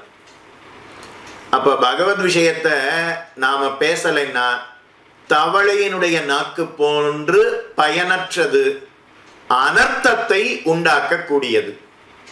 தாழ்ந்த விஷயத்தை நாம பேசினா, தாழ்ந்தவன் ஒருத்தன் என்ன துதிப்பாடும்னு சொல்லுவான், நாம போவோம் துதி பாடுவோம். அவனோ தாழ்ந்தவனாச்சே, பணம் தரமாட்டான், ஏன் பணம் தரலன்னு கேட்போம், அப்படியே தலைய வெட்டிடுவோம், அனர்த்தம் உண்டாகிவிடும். 80-90 வயசு இயற்கையா மரணம் ஏற்படும். ஆனா தகாத இடத்துல போய் தகாத வார்த்தைகளை பேசினபடியினால சேர்ந்தானே, அதனாலேயே இவனுக்கு அனர்த்தம்ங்கிறது உண்டாகிவிடும். அதனால பகவத் விஷயத்தை பற்றி பேசினாதான் அதை பேச்சுன்னே சொல்ல முடியும். எத்தனையோ பேர் ஏதேதோ விஷயத்தை பற்றி பேசி கொண்டு இருக்கிறார்கள். அதெல்லாம் பேச்சுன்னே சொல்ல முடியாதான். யாரு பகவானை பற்றி பேசுகிறார்களோ அதைத்தான் நாம கேட்க வேணும், அதைத்தான் பேச்சுன்னே சொல்லணுமா. சமுத்திர கரைக்கு போனோம்னா அந்த சமுத்திரத்தினுடைய சத்தம் ஹோன்னு ஒரு சத்தம், ஒரு இரைச்சல் சத்தம் வரும். அந்த இரைச்சல் சத்தத்தினால ஏதாவது பிரயோஜனம் இருக்கா? அதனால ஏதாவது ஞானம் உண்டாகுமா? பெருமாள் சன்னதிக்கு வரோம், அர்ச்சகர் பார்த்து கேசவாய நமஹா மாதவாய நமஹா பகவானுடைய திருவடிகள்ல இந்த புஷ்பத்தை சமர்ப்பிக்கணும் அப்படின்னு அவர் சமர்ப்பிக்கும் போது அதை நாம கேட்கிறோம். அப்ப நமக்கு நன்மை உண்டாகும். அத்தியாபக சுவாமிகள் பாசுரங்களை சேவா காலம் என்றார். வேத பாராயணம் செய்து கொண்டு வருகிறார்கள், இதிகாச புராணங்களை பாராயணம் செய்கிறார்கள், பகவத்கீதை பாராயணம் நடக்கிறது, விஷ்ணு சஹஸ்ரநாமம் பாராயணம் நடக்கிறது. உபன்யாசகர் ஒரு அர்த்தத்தை சொல்லிக் கொண்டு வருகிறார். அதெல்லாம் நாம கேட்டோம்னா நமக்கு பிரயோஜனம் உண்டாகும், நமக்கு நன்மை உண்டாகும், ஆத்ம உஜ்ஜீவனம் உண்டாகும். அதை தவிர இதர விஷயங்களை நாம கேட்டோம்னா நமக்கு எந்த பிரயோஜனமும் உண்டாகாது. அதை பேச்சுன்னு சொல்ல முடியாது. அப்ப பேச்சு இல்லாதத நாம போய் கேட்டா நமக்கு எந்த பிரயோஜனமும் இல்லை. ஆத்ம உஜ்ஜீவனம்ங்கிறது உண்டாக போவது கிடையாது. அது கடலோசைய போல இருக்கும் என்று பெரியவாச்சான் பிள்ளை அருளி செய்கிறார். அடுத்து 4ஆம் பாட்டு. கூடா இரணியனை கூறுகிறாள் மார்பிடந்த ஓடா அடலரியை உம்பரார் கோமானை தோடார் நருந்துளாய் மார்பனை ஆர்வத்தால் பாடாதார் பாட்டென்றும் பாட்டல்ல கேட்டாமே. கூடா இரணியனை கூறுகிறாள் மார்பிடந்த ஓடா அடலரியை உம்பரார் கோமானை தோடார் நருந்துளாய் மார்பனை ஆர்வத்தால் பாடாதார் பாட்டென்றும் பாட்டல்ல கேட்டாமே. வாக்கிந்திரியத்துக்கு 2 காரியம், ஒன்று பாடுவது, ஒன்று கேட்பது. அதனால 2 பாட்டு, 3, 4 ரெண்டுமே வாக்கிந்திரியத்துக்கு தான். வாக்கால தானே பேசுகிறோம், வாக்கால தானே பாடுகிறோம். அதனால பேச்சுக்கு ஒரு பாட்டு, பாட்டுக்கு ஒரு பாட்டு. புரியுறதா? பாட்டுக்கு 4ஆம் பாட்டு, பேச்சுக்கு 3ஆம் பாட்டு. அதனால 2 பாசுரங்கள்னால பகவத் விஷயத்தை பேசாதவர்கள் அதை பேச்சுன்னே சொல்ல முடியாது. பகவத் விஷயத்தை பாடாதவர்களுடைய பாட்டு அதை பாட்டுன்னே சொல்ல முடியாது. கூடா இரணியனை, பகவத் விஷயத்தை தன்னுடைய பிள்ளை பேசினான், அதை இவனால பொறுக்க முடியல. நம்ம பிள்ளை பகவானுடைய பெருமையை பேசுவானா? அவனுடைய வாயில இருந்து கிருஷ்ணா, மாதவா, ரங்கா, கோவிந்தா அப்படின்னு வருமானு நாம தவம் கிடக்கிறோம். ஆனா பிரகலாதன் பகவானுடைய பெருமையை பேசினான், அதை தகப்பனாரால பொறுத்துக்க முடியல. பள்ளியில் ஓதி வந்த தன் சிறுவன் வாயிலோர் 1000 நாமம் ஒள்ளியவாகி போதவாங்க அதனை கொன்னுமோர் பொறுப்பிலனாகி பிள்ளையை சீறி வெகுண்டு தூண் புடைப்ப பிறகையிற்று அனல் விழிப்பேழ்வாய் தள்ளிய சிங்கமாகிய தேவை திருவல்லிக்கேணி கண்டேனே. கூடா இரணியனை, பிள்ளையோட கூடல இல்லைன்னா நாராயணனுடைய பெருமையை அவனால பொறுத்து கொள்ள முடியவில்லை. கூடா இரணியனை கூறுகிறாள், கூர்மையான தன்னுடைய நகத்தால மார்பிடந்த அவனுடைய மார்பை கிழித்த ஓடா அடல் அரியை, எதிரிய கண்டு பயந்து ஓடாம அவனை எதிர்த்து சண்டையிட்டு தன்னுடைய நகத்தால அவனை கிழித்தானே, கொன்றானே. ஓடா அடல் அரியை, அடல் அரியை, உம்பரார் கோமானை, உம்பரார் கோமானை. அந்த ஹிரண்யனை வதம் பண்ணின உடனே தேவர்கள் அத்தனை பேரும் வந்து ஸ்தோத்திரம் பண்ணாலும். பிரம்மா ஸ்தோத்திரம் பண்ணார், ருத்ரமூர்த்தி ஸ்தோத்திரம் பண்ணார், இந்திரன் ஸ்தோத்திரம் பண்ணினான், நாரதர் ஸ்தோத்திரம் பண்ணினார், ஒவ்வொருத்தரும் ஸ்தோத்திரம் பண்றார். கடைசியில பிரகல்லாதனும் ஸ்தோத்திரம் பண்ணினான். அதனால உம்பரார் கோமானை, நித்தியசூரிகளுக்கு தலைவனை, அத்தனை தேவர்களாலேயும் ஸ்தோத்திரம் செய்யப்பட்டவன் எம்பெருமான். தோடார் நருந்துளாய் மார்பனை, அலங்காரத்தோட தனி மாலைய அணிந்து கொண்டு இருக்கிறானாம். திருத்துழாய் மாலை அணிந்து கொண்டு இருக்கிறான். ஹிரண்ய சம்ஹாரம் பண்ணியாச்சு, அப்பவும் திருத்துழாய் மாலையோடு எழுந்தருளி இருக்கிறானாம். பிரகல்லாதன் பார்த்த உடனே திருத்துழாய் மாலையோட இருக்கிறானே. சிங்கப்பெருமாள் தெரிவிக்கிறார், அடியவர்களுக்கு எந்த ஆபத்து வந்தாலும் அதை போக்குவதாக நான் உறுதி பூண்டிருக்கிறேன். அதுக்காகத்தான் இந்த திருத்துழாய் மாலையை அணிந்து கொண்டிருக்கிறேன். அடியவர்களுடைய விரோதியை போக்குபவன் பகவான். அதுக்காக தனி மாலை, திருத்துழாய் மாலையை அணிந்து கொண்டிருக்கிறான். பிரம்மாவுக்கு ஆபத்து வந்தாலும் சரி, ருத்ரமூர்த்திக்கு ஆபத்து வந்தாலும் சரி, இந்திரனுக்கு ஆபத்து வந்தாலும் சரி, பிரகல்லாதனுக்கு ஆபத்து வந்தாலும் சரி, திரௌபதிக்கு ஆபத்து வந்தாலும் சரி, கஜேந்திரன் ஒரு யானைக்கு ஆபத்து வந்தாலும் சரி, யாருக்கு ஆபத்து வந்தாலும் தன்னுடைய திருவடியை பணிந்தால் அவர்களுடைய ஆபத்தை போக்குவதற்காகவே திருத்துழாய் மாலையோடு காட்சி தருபவனாம். தோடார் நருந்துளாய் மார்பனை. திருத்துழாய் மாலைய திருமுடியிலேயும் சுட்டுகிறான், திருமார்பிலேயும் சாத்திக் கொண்டிருக்கிறான், தோளிலேயும் சாத்திக் கொண்டிருக்கிறான், திருவடிகளிலேயும் சாற்றிக் கொள்கிறான். ஆழ்வார் பாசுரத்துல தெரிவிக்கிறார், தோளினை மேலும் நன் மார்பின் மேலும் சுடர்முடி மேலும் தாளினை மேலும் புனைந்த தன்னந்துழாயுடை அம்மான். தோளினை மேலும் தனக்கு ஜெயத்தை கொடுப்பதற்கு காரணமே சங்க சக்கரங்கள் தானே. அதனால அந்த சங்க சக்கரங்களுக்கு முதல்ல திருத்துழாய் மாலையை சாத்திக்கிறானா. நன் மார்பின் மேலும், அதுக்கப்புறம் தன்னுடைய பத்னியான நாச்சியாருக்கு மாலையை சூட்டுகிறான். அப்புறம் தன் ஆனந்தத்துக்காக தலையில மாலையை சூட்டி கொள்கிறான். அப்புறம் அடியவர்களுக்கு கொடுப்பதற்காக திருவடிகளிலேயும் மாலையை சூட்டி கொள்கிறானாம், திருத்துழாய சூட்டி கொள்கிறானாம். தோளினை மேலும் நன் மார்பின் மேலும் சுடர்முடி மேலும் தாளினை மேலும் புனைந்த தன்னந்துழாயுடை அம்மான் என ஆழ்வார் பாசுரத்துல தெரிவிக்கிறார். சிறுக்கனுக்கு விரோதியை போக்கி மாலையிட்டு இருந்தவனை என்ன அருளி செய்கிறார். பாடாதார் பாட்டென்றும் பாட்டல்ல கேட்டாமே, ஆர்வத்தால் அவனை பாடணும். இன்னைக்கு பகவானை பற்றி பாடப்போகிறோம், இன்னைக்கு திருவாய்மொழியை பாடப்போகிறோம், இன்னைக்கு திருமொழி 10 பாசுரங்களையும் பாடப்போகிறோம், அனுசந்தானம் செய்ய போகிறோம், அரையர் சேவையை கேட்க போகிறோம். அரையர் சுவாமி பகவான் முன்னாடி திருச்சந்த விருத்தத்தை கானம் பண்ண போகிறோம், இன்னைக்கு திருமொழிய கானம் பண்ண போகிறோம் அப்படின்னு ஒவ்வொரு நாளும் பாரித்து கொண்டு வருவரே, அதுக்குத்தான் ஆர்வம் அப்படின்னு பேர். ஆர்வத்தால் பாடாதார்.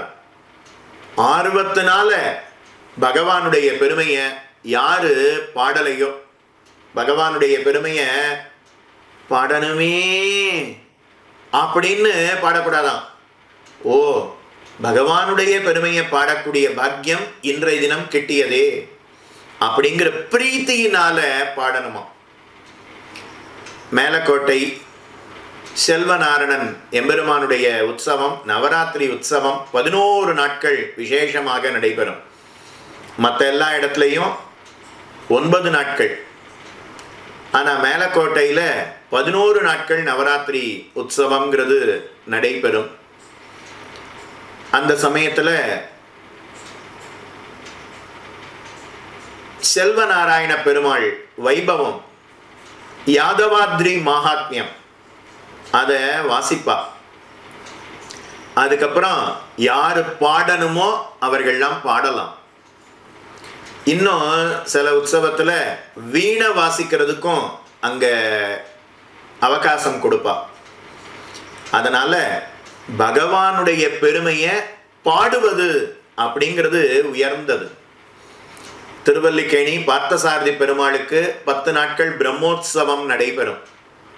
பிரம்மோற்சவம் முடிஞ்சதிலிருந்து மறுநாள்ல இருந்து 10 நாட்கள் விடாயாற்றி உற்சவம்.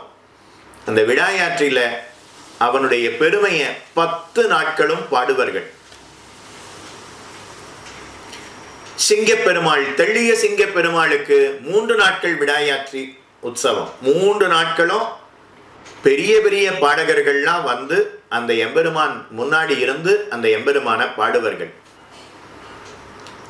ஆர்வத்தால் பாடாதார் பாட்டென்றும் பாட்டல்ல கேட்டாமே. பகவானிடத்துல பிரீத்தியோட பாடணும். அப்படி அவனுடைய பெருமையை யாரு பாடலையோ அதை தவிர இதர விஷயங்களை யாரு எப்படி பாடினாலும் அதை பாட்டுன்னே சொல்ல முடியாதான். தாழ்ந்த விஷயங்களை பற்றி இருப்பது அதை போய் பாட்டு இசை அப்படின்னு சொல்றமே இல்ல. திவ்ய பிரபந்தம் தான் இசை. இதுக்குத்தான் தேவகானம் அப்படின்னு பெயர். இதெல்லாம் மனுஷ கானம். 10 தடவை கேட்டுட்டா அதுக்கு மேல போதும், இதையே எத்தனை தடவை கேட்கறது. ஆனா திவ்ய பிரபந்தத்தை அரையர் சுவாமி சேவா காலம் பண்ணும்போது அல்லது திவ்ய பிரபந்தத்தை நாம பாட்டா பாடினோம்னா எத்தனை தடவை கேட்டாலும் கேட்கறதுக்கு இனிமையா இருக்கும். இதுக்குத்தான் தேவகானம் அப்படின்னு பெயர். ஆர்வத்தால் பாடாதார் பாட்டென்றும் பாட்டல்ல கேட்டாமே. ஜெயதி தேதிகம் ஜன்மனா விரஜா ஷயத இந்திரா சஸ்வதத்ரஹி. கோபிகா கீதம் அப்படின்னு பேர். இதி ஊச்சுகு பிரகாயந்தா. கோபிகைகள்லாம் அழுதாளம். கண்ணனை பிரிந்த வருத்தத்தினால அவர்கள்லாம் அழுதார்களாம். கண்ணன் செய்த செயலை தாங்கள் சொல்லிக்கொண்டு, கண்ணன் பேசினதை தாங்கள் பேசிக்கொண்டு அவர்கள்லாம் கண்ணனை பிரிந்த வருத்தத்துல அழுதார்களாம். 18 ஸ்லோகம். அதுக்கு அடுத்தது சுகாச்சாரியர் தெரிவிக்கிறார். இப்படி இவர்கள் அழுதார்கள்னு சொல்லணும் இல்லையா, இப்படி இவர்கள் இனிமையாக பாடினார்கள் அப்படின்னு தெரிவிக்கிறார். அவர்கள் கண்ணனை குறித்து அழுதுண்டே இருந்தது. அத சுகாச்சாரியர் சொல்லும்போது கானம்னு சொல்றார், கீதம்னு சொல்றார். அது கோபிகா கீதமாயிற்று. பக்தியினால அழுதாலும் அது கீதமாக ஆயிற்று. நாம பக்தி இல்லாம என்னதான் பாடினாலும் அது அழற மாதிரி தான் இருக்கும். பாடட்டுமா? நான் பாடினேன்னு வச்சுக்கோங்க, நீங்க அத்தனை பேரும் அழுதுடுவீள். பக்தி இல்லாம பாடினா நாம பாடினாலும் அது அழற மாதிரி இருக்கும். கோபிகைகள்லாம் பக்தியோடு அழுதாலும் அது பாடின மாதிரி இருக்கிறதுன்னு தெரிவிக்கிறார். ஆர்வத்தால் பாடாதார் பாட்டென்றும் பாட்டல்ல கேட்டாமே என்று தெரிவிக்கிறார். 5ஆம் பாட்டு. மையார் கடலும் மணிவரையும் மாமுகிலும் கொய்யார் குவளையும் காயாவும் போன்றிருண்ட மெய்யானை மெய்ய மலையானை சங்கேந்தும் கையானை கைத்தொழா கையல்ல கண்டாமே.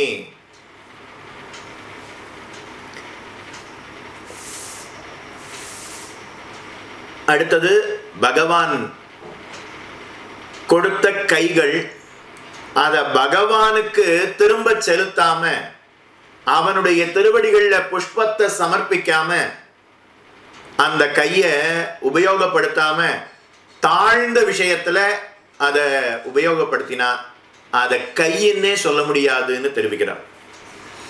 மையார் கடலும் மணிவரையும் மாமுகிலும் கொய்யார் குவளையும் காயாவும் போன்றிருண்ட மெய்யானை மெய்ய மலையானை சங்கேந்தும் கையானை கைத்தொழா கையல்ல கண்டாமே.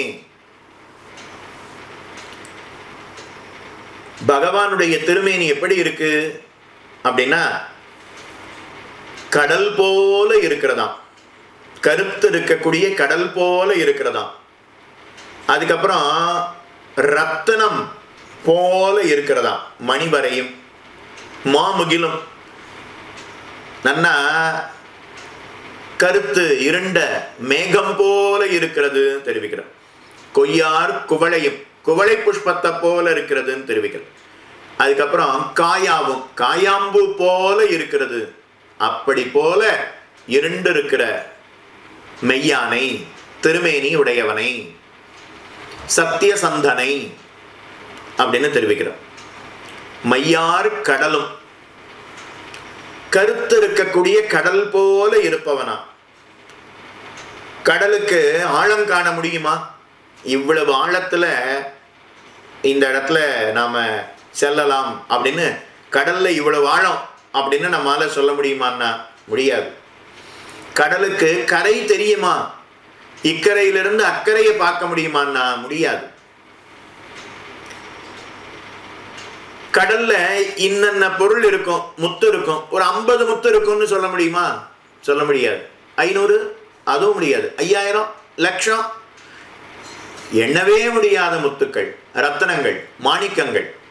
கடல்ல மீன் இருக்கும், எவ்வளவு மீன் சொல்ல முடியுமான்னா முடியாது. சுறா மீன் இருக்கும், முதலைகள் இருக்கும்.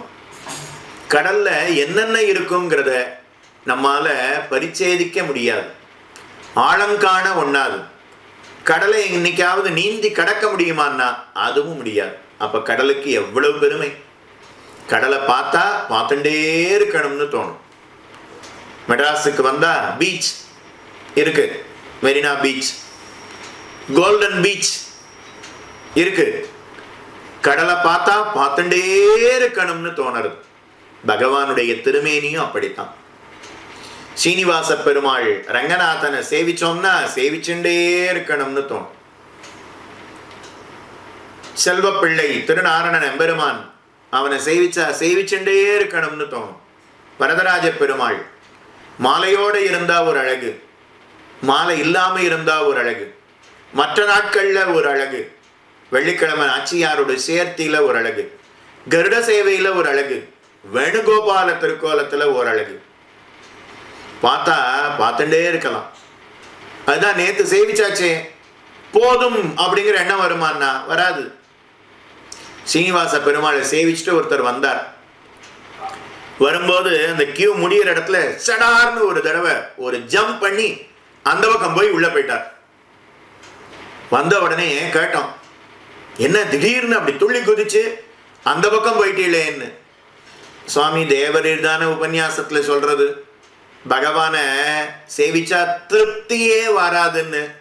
5 நிமிஷம் 10 நிமிஷம் சேவிச்சேன், திருப்தி வரல, அதனால திரும்ப போயிட்டேன்னு சொன்னார். மையார் கடலும் மணிவரையும்.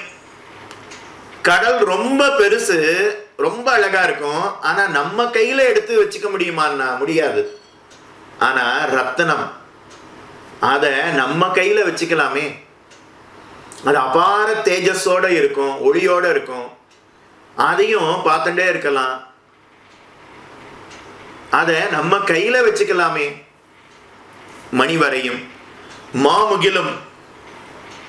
மாமுகில் அப்படின்னா மேகத்தை பார்த்த உடனே நம்முடைய தாபங்கள் எல்லாம் தீர்ந்துவிடும். குளிர்ந்து நம்முடைய சிரமத்தை போக்குவதாக இருப்பது முகில். அதை போல பகவானை கண்ட உடனே நம்முடைய தாபங்கள் அத்தனையும் தீர்ந்துவிடும். அவனுடைய அனுகிரகம் நம் பேர்ல கிட்டிற்றேயானால் தாபத்ரயங்கள் அது மாறிவிடும், அழிந்துவிடும், நீங்கிவிடும். கொய்யார் குவளையும் குவளை புஷ்பத்தை கொய்து தான் எடுக்கணும்.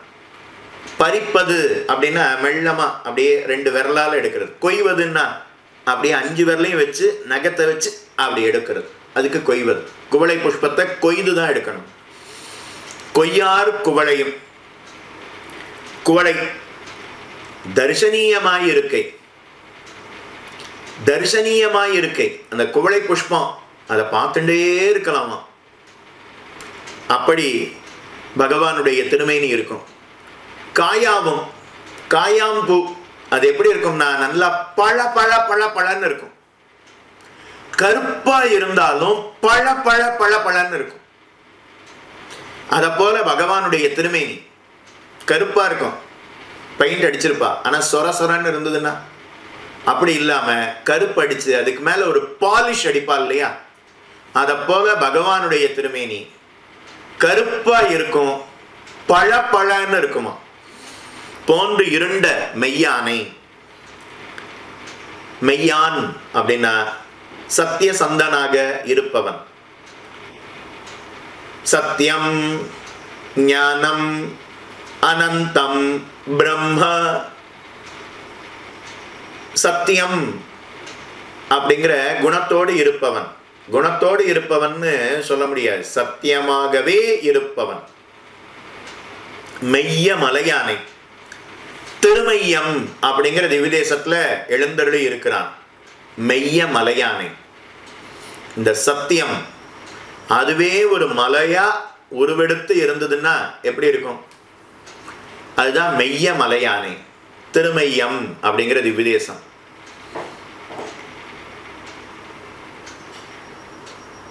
திருமையம் திருமாலிருஞ்சோலையில இருந்து ஒரு 3/4 மணி நேரம் 1 மணி நேரம் போனோம்னா திருமையம் அப்படிங்கிற திவ்யதேசம். திருக்கோட்டியூர்ல இருந்து ஒரு 20-22 கிலோமீட்டர் வந்தோம்னா திருமையம் அப்படிங்கிற திவ்யதேசத்துல சத்தியகிரிநாதனாக மெய்யப்பனாக பகவான் காட்சி தருகிறான். அமர்ந்த திருக்கோலத்தோட மெய்யப்பனாக, கிடந்த திருக்கோலத்தோடையும் பகவான் காட்சி தருகிறான். அவ்வளவு ஆச்சரியமா எழுந்தருளி இருப்பார். சத்தியகிரிநாதன் அப்படின்னு பெயர். கீழே சொன்ன பகவானுடைய பெருமை எல்லாவற்றையும் நேர்ல பார்க்கணும்னா திருமையத்துல காணலாம். கடல் போல இருப்பவன், பரிச்சேதிக்க ஒண்ணாமல் இருப்பவன், கையில வச்சு முகக்கலாம்படி இருப்பவன், கருத்து இருப்பவன், பார்த்துண்டே இருக்கலாம் போல இருப்பவன், பளபளப்பா இருப்பவன், குளிர்ந்து இருப்பவன், சமத்தை போக்குபவன்னு கீழே பகவானுடைய பெருமை எல்லாவற்றையும் கேட்டோமே. அது எல்லாவற்றையும் ரொம்ப தூரம் போய் பிராணன் போனதுக்கு அப்புறம் என்னைக்கோ ஒரு நாள் வைகுண்டத்துல போய் காணும்படி இருக்குமான்னா இல்ல, இந்த லோகத்திலேயே காணும்படியாக மெய்ய மலையானாக பகவான் காட்சி தருகிறான். அருகாத பயணம் போய் பரமபதத்திலே காண இராதே சந்நிகிதனானவனை, நமக்கு அருகில திருமையத்துல காட்சி தருபவனை தெரிவிக்கிறார். நீங்க பல பேர் ரங்கநாதன் அடிக்கடி சேவிப்பீள், சீனிவாசனை அடிக்கடி சேவிப்பீள்.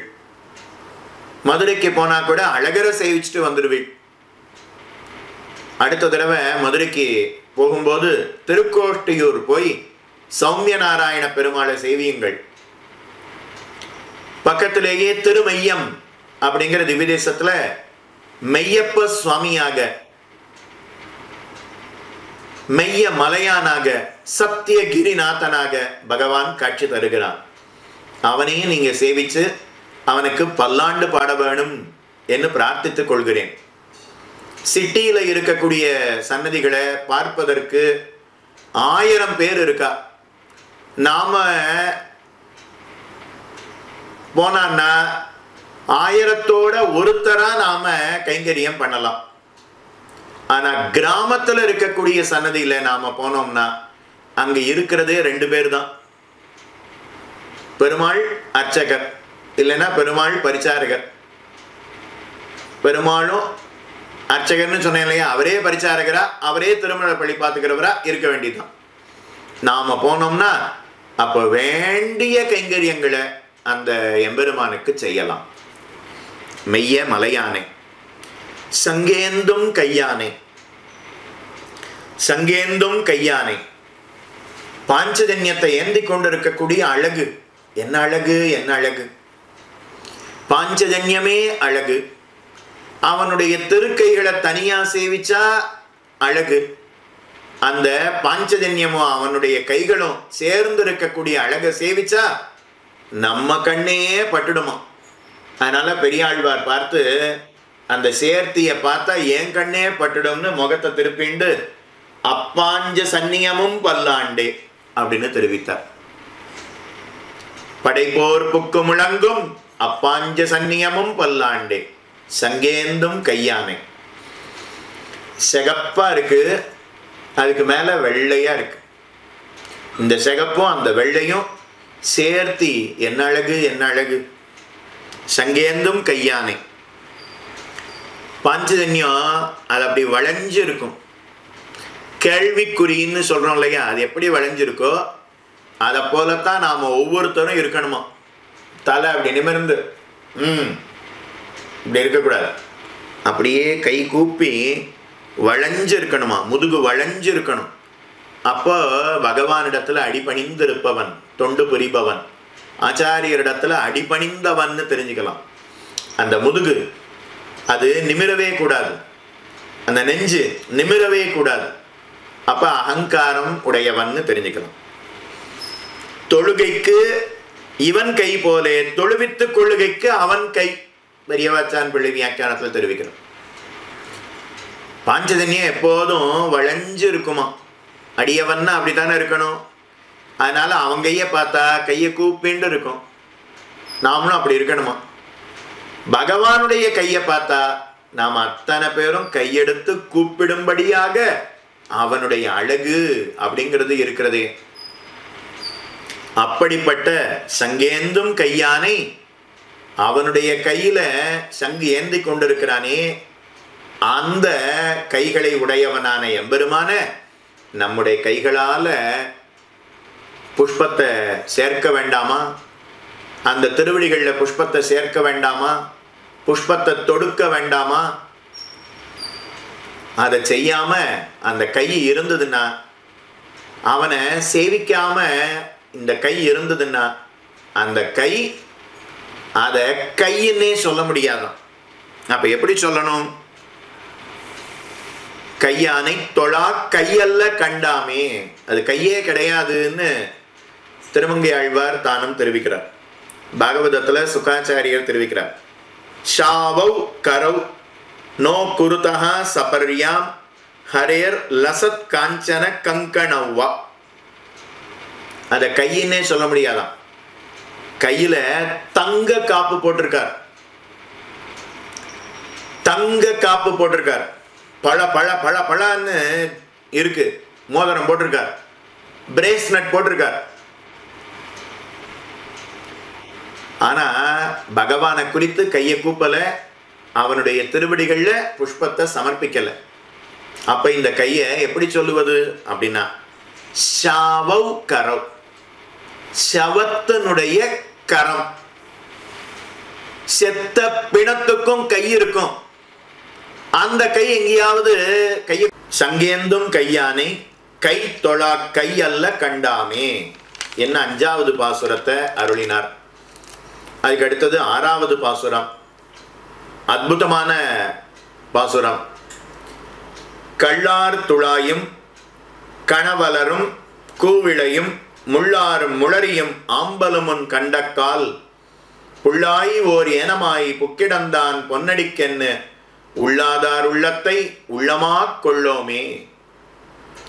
கள்ளார் துழாயும் கணவலரும் கூவிளையும் முள்ளாரும் முளரியும் ஆம்பலமுன் கண்டக்கால் புள்ளாய் ஓர் ஏனமாய் புக்கிடந்தான் பொன்னடிக்கென்னு உள்ளாதார் உள்ளத்தை உள்ளமாக் கொள்ளோமே.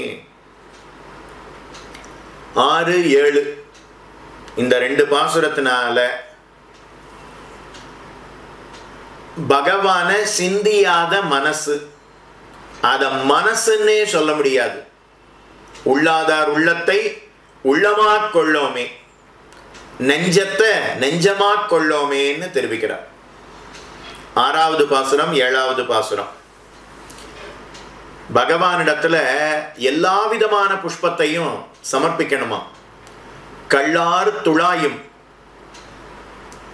திருத்துழாய், அந்த திருத்துழாய் கள்ளார் துழாயும், கள்ளுன்னா மது, மதுசியந்தியான திருத்துழாய். கணவளரும், கணவளரும் அப்படின்னா அலரி, அலரின்னு ஒரு புஷ்பம்.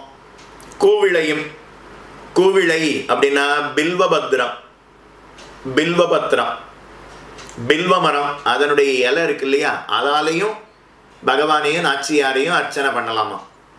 கூவிளையும் முள்ளார் முளரியும், முள்ளார் முளரி அப்படின்னா முள் இருக்கக்கூடிய தாமரை, முள் இருக்கக்கூடிய தாமரை, முள் இருக்கக்கூடிய தாமரை புஷ்பம் இருக்கு. அதனால முள்ளார் முளரியும் ஆம்பலும், ஆம்பல் தாமரைங்கிறது சூரிய உதயம் ஆன உடனே மலரும், சூரிய அஸ்தமனம் ஆயிடுத்துன்னா கூம்பிக்கொள்ளும். ஆம்பல்ங்கிறது சூரிய அஸ்தமனமான உடனே மலரும், சந்திரனை கண்ட உடனே மலரும், சூரியனை கண்ட உடனே கூம்பிக்கொள்ளும். ஆம்பலும் முன் கண்டக்கால், அந்த புஷ்பங்களை எல்லாம் பார்த்த உடனே புள்ளாய் ஓர் ஏனமாய். அன்னைக்கு ஹம்சாவதாரம் பண்ணினானே, அன்னைக்கு வராக அவதாரம் பண்ணினானே, அந்த பெருமாளுக்கு நாம இந்த புஷ்பங்களை எல்லாம் சமர்ப்பிக்கணும் அப்படின்னு நினைக்கணுமா. புக்கிடந்தான் பொன்னடிக்கென்னு ஓர் ஏனமாய் புக்கிடந்தான், ஓர் ஏனமாய் வராக அவதாரம் பண்ணி பூமி பிராட்டிய தன்னுடைய முக்கால முட்டி முட்டி முட்டி முட்டி இடந்தெடுத்தானே, அவனுடைய திருவடிகள்ல இந்த புஷ்பத்தை எல்லாம் சமர்ப்பிக்க வேண்டாமா. தாமரை புஷ்பம், ஆம்பல் புஷ்பம், பில்வபத்ரம், மல்லிகை என்ன, திருத்துழாய் என்ன, செண்பகம் என்ன, முல்லை என்ன, இந்த எல்லா புஷ்பத்தையும் வராக அவதாரம் பண்ணின எம்பெருமானுடைய திருவடிகள்ல சமர்ப்பிக்கணும்னு அந்த புஷ்பத்தை பார்த்த உடனே நாம நினைக்கணுமா. நாம தேடி கண்டுபிடிச்சு புஷ்பத்தை வாங்கிட்டு வரணும்னு சொல்லல. நாம எங்கேயோ போயிட்டு இருக்கோம், போகும்போது கண்ணுல பட்டுதுன்னா அப்ப அந்த புஷ்பத்தை பறிச்சு பகவான் திருவடியில சமர்ப்பிக்கணும். பகவானுக்குன்னு பறிக்கணுமா, பறிக்க கூட வேண்டாம், அதாவது பறிச்சு கொடுக்க கூட வேண்டாம். மனசால அவனுக்கு இந்த புஷ்பம் அப்படின்னு மனசால நினைச்சாலே போதுமா. புஷ்பத்தை வாங்கி பத்னிக்கு கொடு, புஷ்பத்தை வாங்கி பெண்ணுக்கு கொடு, புஷ்பத்தை வாங்கி சகோதரிக்கோ தாய்க்கோ கொடு வேண்டான்னு சொல்லல. ஆனா வாங்கின உடனே இது வராக பெருமாளுக்கு அப்படின்னு நினைச்சுண்டு அதுக்கப்புறம் பத்னியின் இடத்துலயோ பெண்ணின் இடத்துலயோ தாயின் இடத்துலயோ சகோதரியின் இடத்துலயோ கொடுத்துடலாமா. சமர்ப்பிக்கிறது பெருமாளுக்கு சமர்ப்பிக்கலைன்னா பரவாயில்ல, ஆனா புஷ்பத்தை பார்த்த உடனே இது வராக பெருமாளுக்குன்னு சமர்ப்பிக்கப்பட வேண்டிய புஷ்பம், இதை நான் என் பெண்ணுக்கு கொடுக்கிறேன்.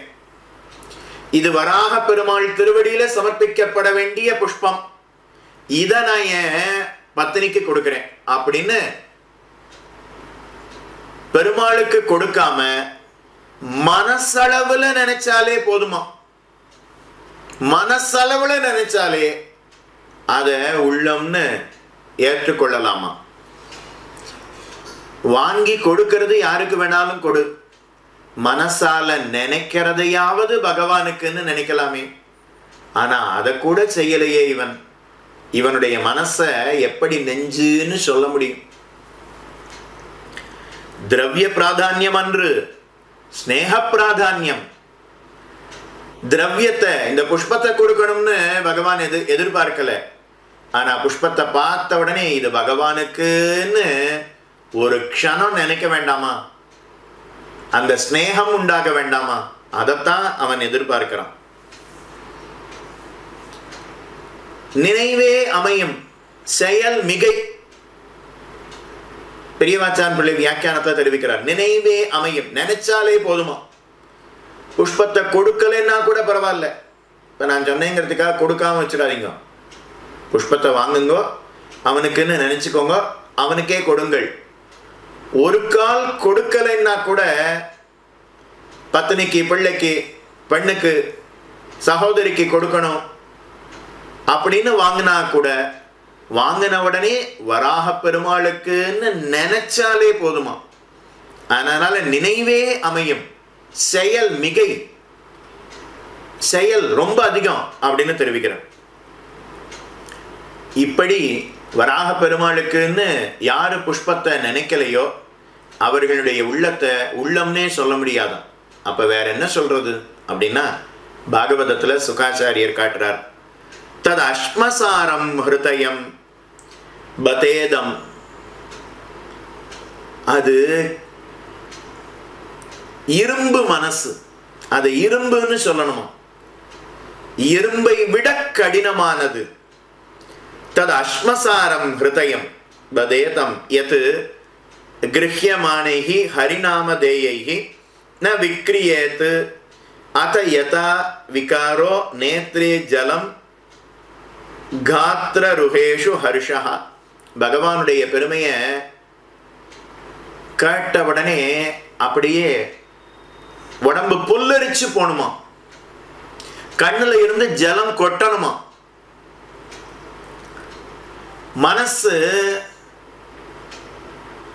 அந்த மனசு அது பகவானிடத்துல ஈடுபட்டு இருக்கணுமா, ஈரமாயிடணுமா, மனசு அப்படியே உருகணுமா. அப்படி இல்லைன்னா அந்த மனசை எப்படி சொல்லுவதுன்னா தது அஸ்மசாரம், அது இரும்பை விட கடினமானதுன்னு சொல்லணுமா. இரும்பு போல் வலிய நெஞ்சம்.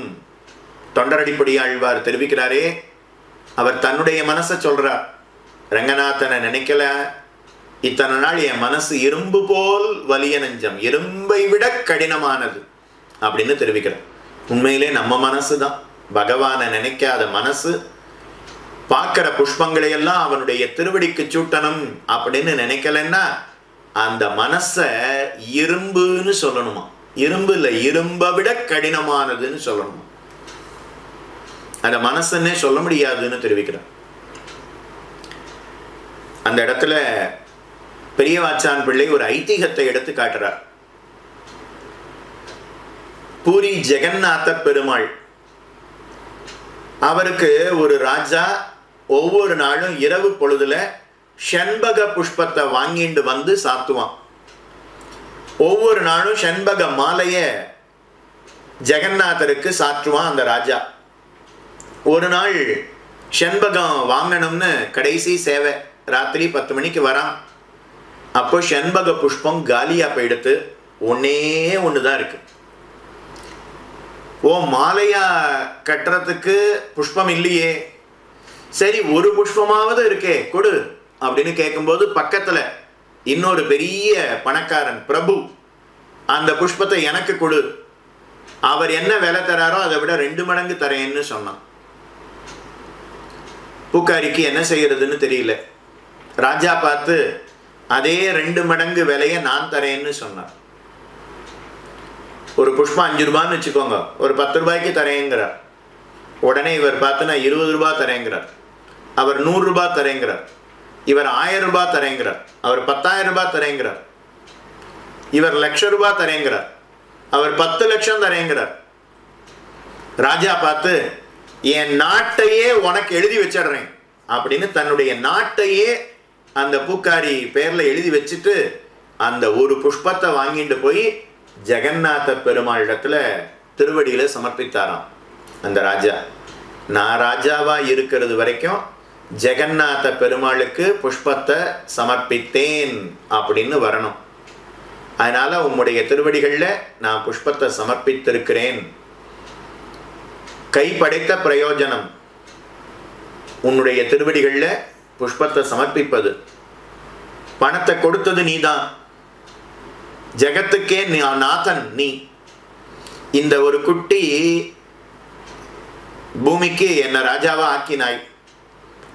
அதனால அந்த செல்வத்தை இன்னைக்கு நீ திரும்ப எடுத்துக்கொண்டாய், அவ்வளவே அப்படின்னு அந்த ராஜா அந்த புஷ்பத்தை ஜெகநாத பெருமாளுக்கு சமர்ப்பித்தான்.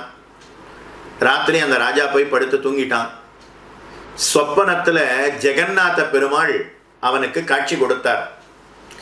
அந்த ராஜாவை பார்த்து, ஹே ராஜன்னு, நீ கொடுத்த அந்த ஒரே ஒரு புஷ்பம் அந்த அர்ச்சகர் என்னுடைய தலையில வைத்தார், அதை என்னால தாங்க முடியவில்லை, சுமக்க முடியவில்லை சொன்னாராம்.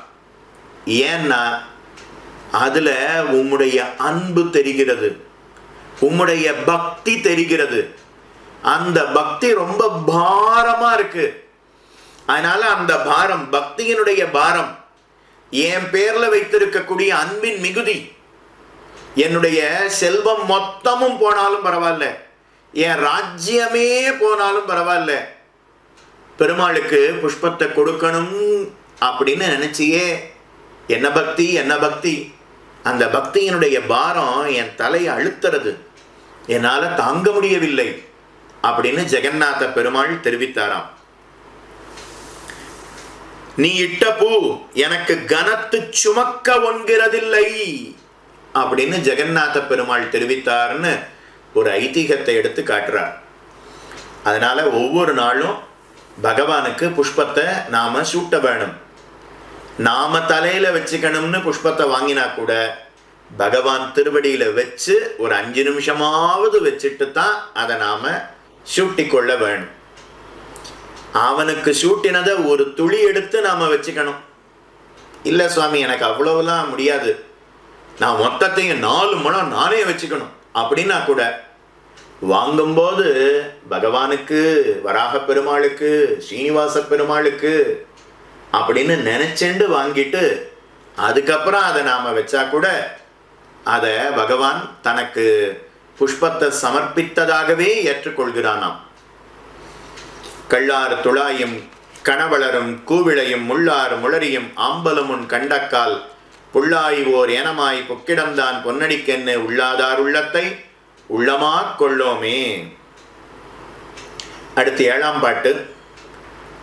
கணையார் கடலும் கருவிளையும் காயாவும் அணையானை அன்பினால் ஆர்வத்தால் என்றும் சுனையாறு மலரிட்டு தொண்டராய் நின்று நினையாதார் நெஞ்சென்னும் நெஞ்சல்ல கண்டாமே.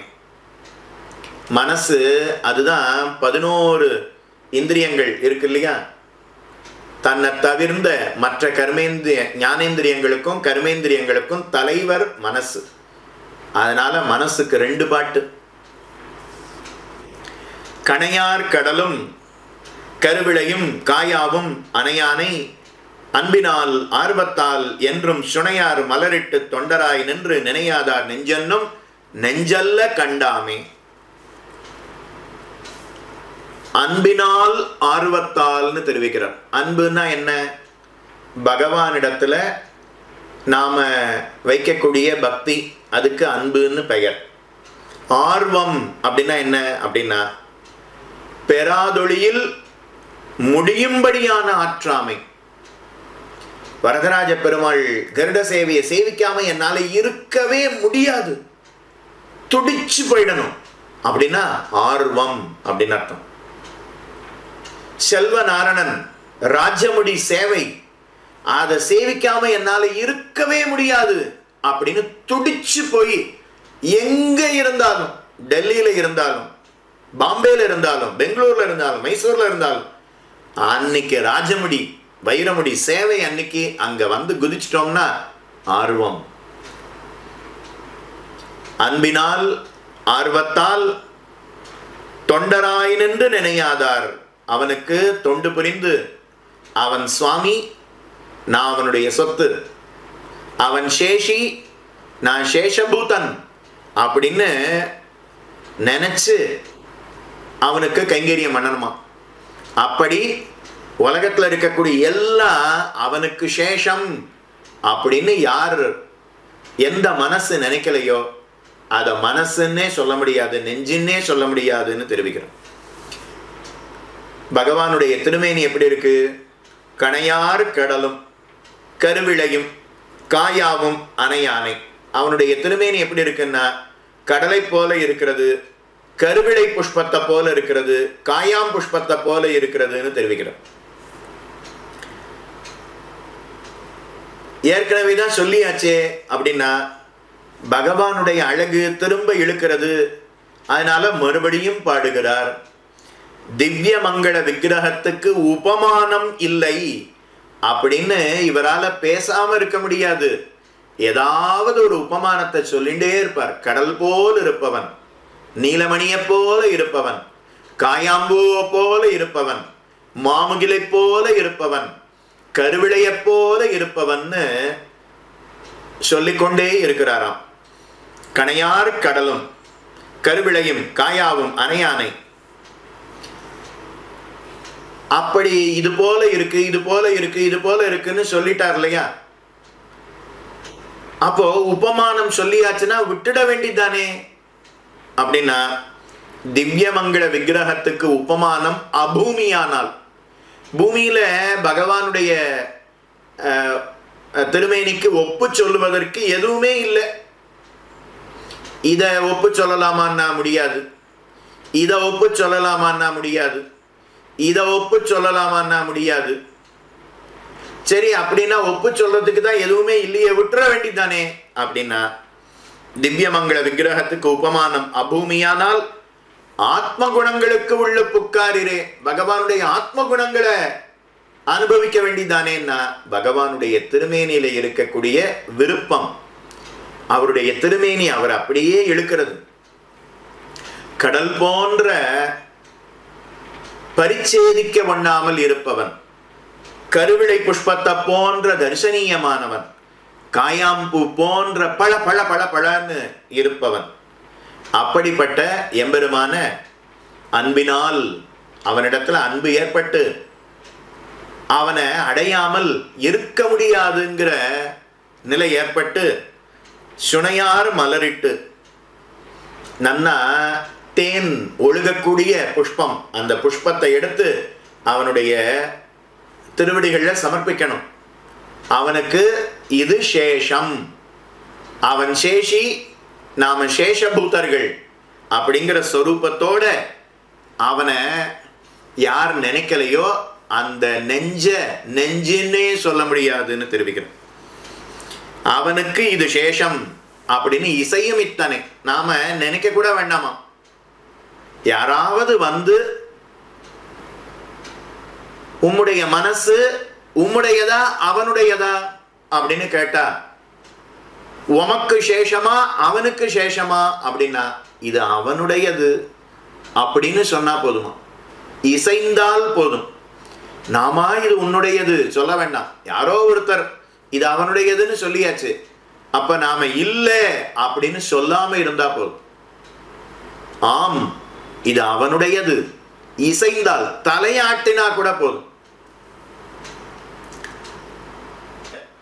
அதுக்கு பிரயோஜனப்படாத கால், அதை எப்படி சொல்லணும்னா துரும ஜன்ம பாஜவ், மரக்கால் அப்படின்னு சொல்லணுமா. மரக்கால், வீட்டுல நெல் அளக்கிறதுக்காக ஒண்ணு வச்சிருப்பா, அதுக்கு மரக்கால்னு பேர். அந்த மரக்காலை போல நம்முடைய கால். இல்லைன்னா மரங்களுக்கெல்லாம் கால் இருக்கான்னா ஆம் இருக்கிறது. மரத்துக்கு எது கால் அப்படின்னா மரத்தினுடைய வேர், அதுதான் கால். மரத்துக்கு கை இருக்கா அப்படின்னா ஆமா இருக்கு, மரத்தினுடைய கிளை அதுதான் மரத்துக்கு கை. மரத்துக்கும் கை இருக்கு, கால் இருக்கு. ஆனா அது பகவானை வணங்குமான்னா வணங்காது. இவனுக்கும் கை இருக்கு, கால் இருக்கு, பகவானை வணங்கலைன்னா அப்போ இவனுடைய காலையும் மரத்தனுடைய காலையும் ஒன்னா தானே சொல்ல முடியும். ரெண்டுத்துக்கும் வேற என்ன வேறுபாடு இருக்கு? அதனால பகவானுடைய திவ்யதேசங்களை நோக்கி நடக்காத கால்கள் அத காலுன்னே சொல்ல முடியாது தெரிவிக்கிறார். மரக்கால்னு சொல்லணும்னு தெரிவிக்கிறார். ஆளவந்தார் திருவரங்கத்தில் எழுந்தருளி இருக்கக்கூடிய சமயத்துல அரையர் சுவாமி ரங்கநாதனை குறித்து திருவாய்மொழி பாசுரத்தை இசை கூட்டி சொல்லிக் கொண்டு வருகிறார். திடீர்னு யாமுனாச்சாரியர் ஆளவந்தாரை பார்த்து அனந்த பத்மநாப சுவாமி அவரை சேவிக்கிறதுக்காக நீங்க நடந்தே செல்லணும் அப்படின்னு கட்டளை இடுகிறார் போலே பாசுரங்களை ஆளவந்தாரை குறித்து அரையர் சுவாமி இசைத்தார். ஆளவந்தார் பார்த்து, ஓ, இத்தனை தூரம் அரையர் சுவாமி பகவானை குறித்து பாடிக்கொண்டு வந்தார், இப்போ நம்மளை குறித்து பாடுறாளே, நடமினோ நமர்களுள்ளீர் நாமுமக்கரிய சொன்னோம், நடமினோ நமர்களுள்ளீர் நாமுமக்கரிய சொன்னோம் அப்படின்னு பாசுரம். ஆளவந்தார் உடனே பகவான் தான் இவர் மனசுக்குள்ள புகுந்து நமக்கு கட்டளையிடுகிறான் போலும், திருவனந்தபுரத்தை நோக்கி நடந்தே செல்லணும்னு ஆழ்வார் ஆசைப்படுகிறார், அத நமக்கு கட்டளையிடுகிறார் அப்படின்னு அன்னிக்கே திருவனந்தபுரத்துக்கு நடந்தே சென்றார் அப்படிங்கிறது சரித்திரம். திவிதேசத்தை நோக்கி நடந்தே வரணுமா, கார்ல வந்து இறங்குறது கூடாது. கார்ல வந்து சன்னதிக்கு நேர, கோபுரத்துக்கு நேர, வாசலுக்கு நேர இறங்குறதுங்கிறது கூடாது. ஒரு 10 அடியாவது நடக்க வேண்டாமா? அதனால திவ்யதேசங்களை நோக்கி நடப்பதற்காகத்தான் கால் கொடுத்திருக்கிறான். அப்படி இல்லைன்னா அதை மரக்கால்னு சொல்லணுமா. அதனால பகவான யார் ஒருத்தர் சிந்திக்கவில்லையோ அப்படிப்பட்ட மனுஷர்களை ஞானமுடைய மனுஷர்கள்னே சொல்ல முடியாது. மரத்துக்கு அதுக்கு ஞானம் கிடையாது, நமக்கும் ஞானம் கிடையாது. அப்போ மரத்துக்கு சமம். 9ஆம் பாட்டு.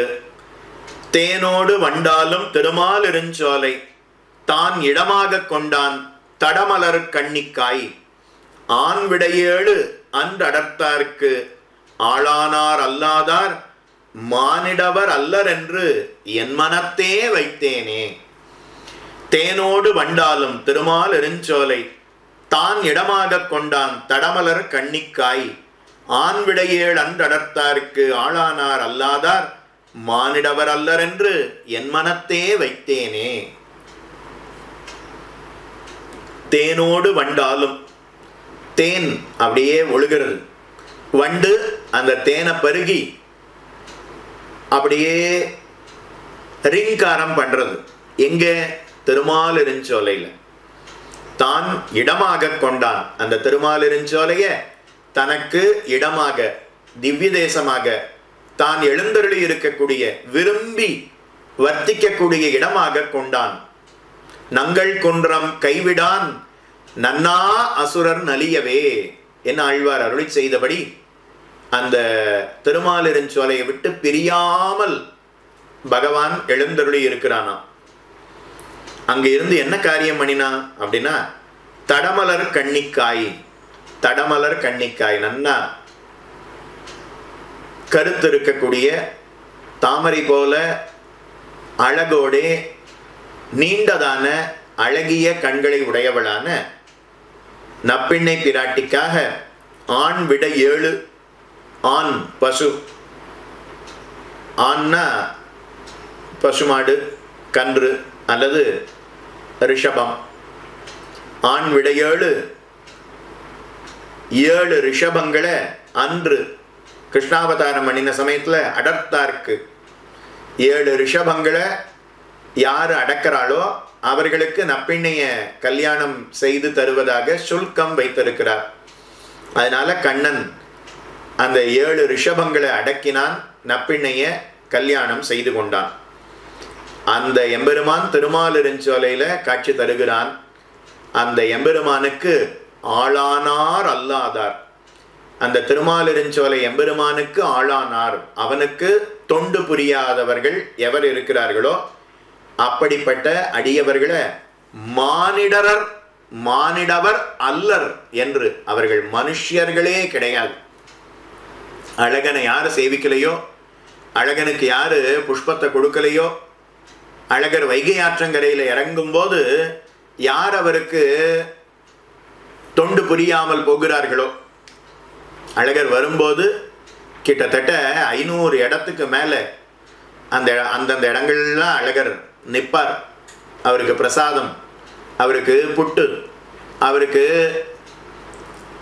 பழங்கள், முந்திரி பருப்பு எல்லாத்தையும் கண்டருளை பண்ணி அடியவர்கள் அத்தனை பேருக்கும் கொடுப்பா. சித்ரா பௌர்ணமி அன்னைக்கு விசேஷமாக தானும் நடைபெறுமே. அழகர் ஆற்றங்கரையில் இறங்கக்கூடிய அந்த உற்சவம், அந்த சமயத்தில் அழகருக்கு தொண்டு புரியாதவர்கள் எவர்கள் இருக்கிறார்களோ அவர்களை மானிடவர் அல்லர், அவர்கள் மனுஷர்களே கிடையாது, என் மனத்தே வைத்தேன், அவர்கள் மனுஷர்களே கிடையாதுன்னு என் மனசுல எழுதி வச்சுட்டேன்னு ஆழ்வார் அருளி செய்கிறார்.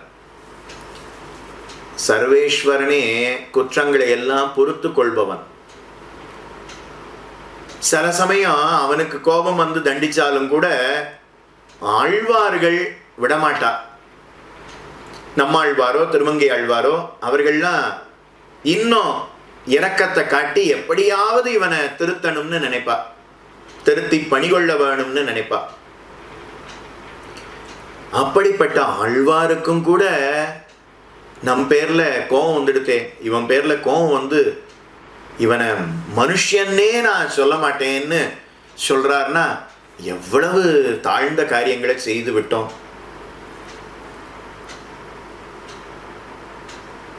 பயிலும் சுடரொளி அப்படிங்கிற பதிகம் நம்மாழ்வார் பாகவத வைபவத்தை காட்டுறார். நெடுமார்க்கடிமை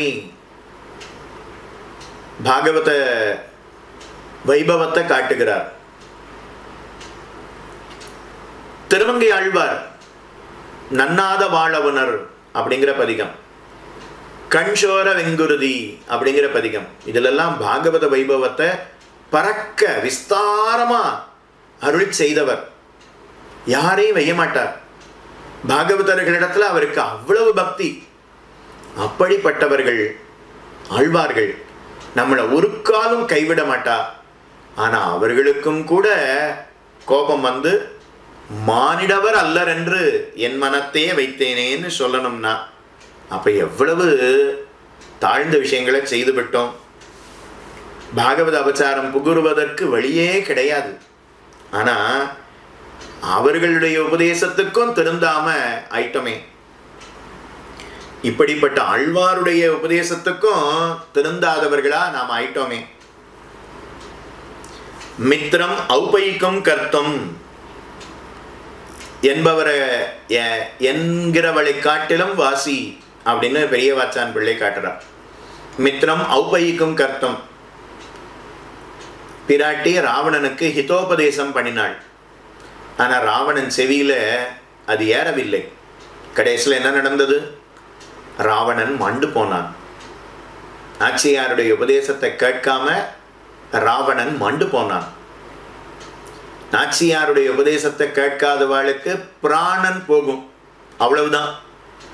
ஆழ்வார் உபதேசத்தை கேட்காதவர்களுக்கு ஆத்மாவே போயிடும், ஆத்மாவே நசித்து போய்விடும். ஆழ்வார் உபதேசம் கேளாதவனுக்கு சொரூபம் கெட்டுவிடும் என்ன பெரியவாச்சான் பிள்ளை அருளி செய்கிறார். மானிடவர் அல்லரென்று என் மனத்தே வைத்தேனேன்னு தெரிவித்தார். கடைசியா 10வது பாசுரத்தினால இந்த பதிகத்தை பூர்த்தி செய்கிறார். மெய் நின்ற பாவம் அகல திருமாலை கை நின்ற ஆழியான் சூழும் கடல் சூடி கை நின்ற வேல் கை கலியன் ஒலிமாலை ஐயொன்றும் ஐந்தும் இவை பாடி ஆடுமினே. மெய் நின்ன பாவம் அகல திருமாலை கை நின்ன அழியான் சூழும் கடல் சூடி கை நின்ற வேல் கை கலியன் ஒலிமாலை ஐயொன்றும் ஐந்தும் இவை பாடி ஆடுமினே. மெய் நின்ற பாவம் அகல, நம்முடைய பாப்பம் அனாதி காலமா நம்ம விட்டு பிரியாம இருக்கக்கூடிய பாப்பம் அதெல்லாம் போகணும்னா திருமாலை பாடுங்கள். திருமாலை குறித்து ஒருத்தர் பாடும்போது நீங்க நன்னா ஆடுங்கள் அப்படின்னு தெரிவிக்கிறார். பாப்பம் அகல திருமாலை கை நின்ன ஆழியான் சூழும் கடல் சூடி.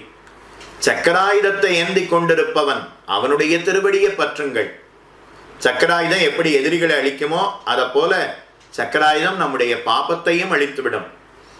கை நின்ன வேல் கை கலியன், கையில வேல் பிடித்து கொண்டிருக்கக்கூடிய திருமங்கை ஆழ்வார் அருளி செய்த இந்த 10 பாசுரத்தையும் இல்ல இந்த திவ்ய பிரபந்தத்தை யாரு சொல்லுகிறார்களோ அவர்கள் அத்தனை பேருடைய பாபமும் விலகிவிடும். பாபம் போயிடுத்துன்னா, பாபம் இருக்கிறபடியினால தானே பகவானை குறித்து பாடாம இருந்தீள். பாபம் அத நாம நற்காரியங்களை அந்த பாபம் தடுக்கிறபடியினால தானே அவனுடைய பெருமையை பாட்டை கேட்கும் போது ஆடாம இருந்தீள்.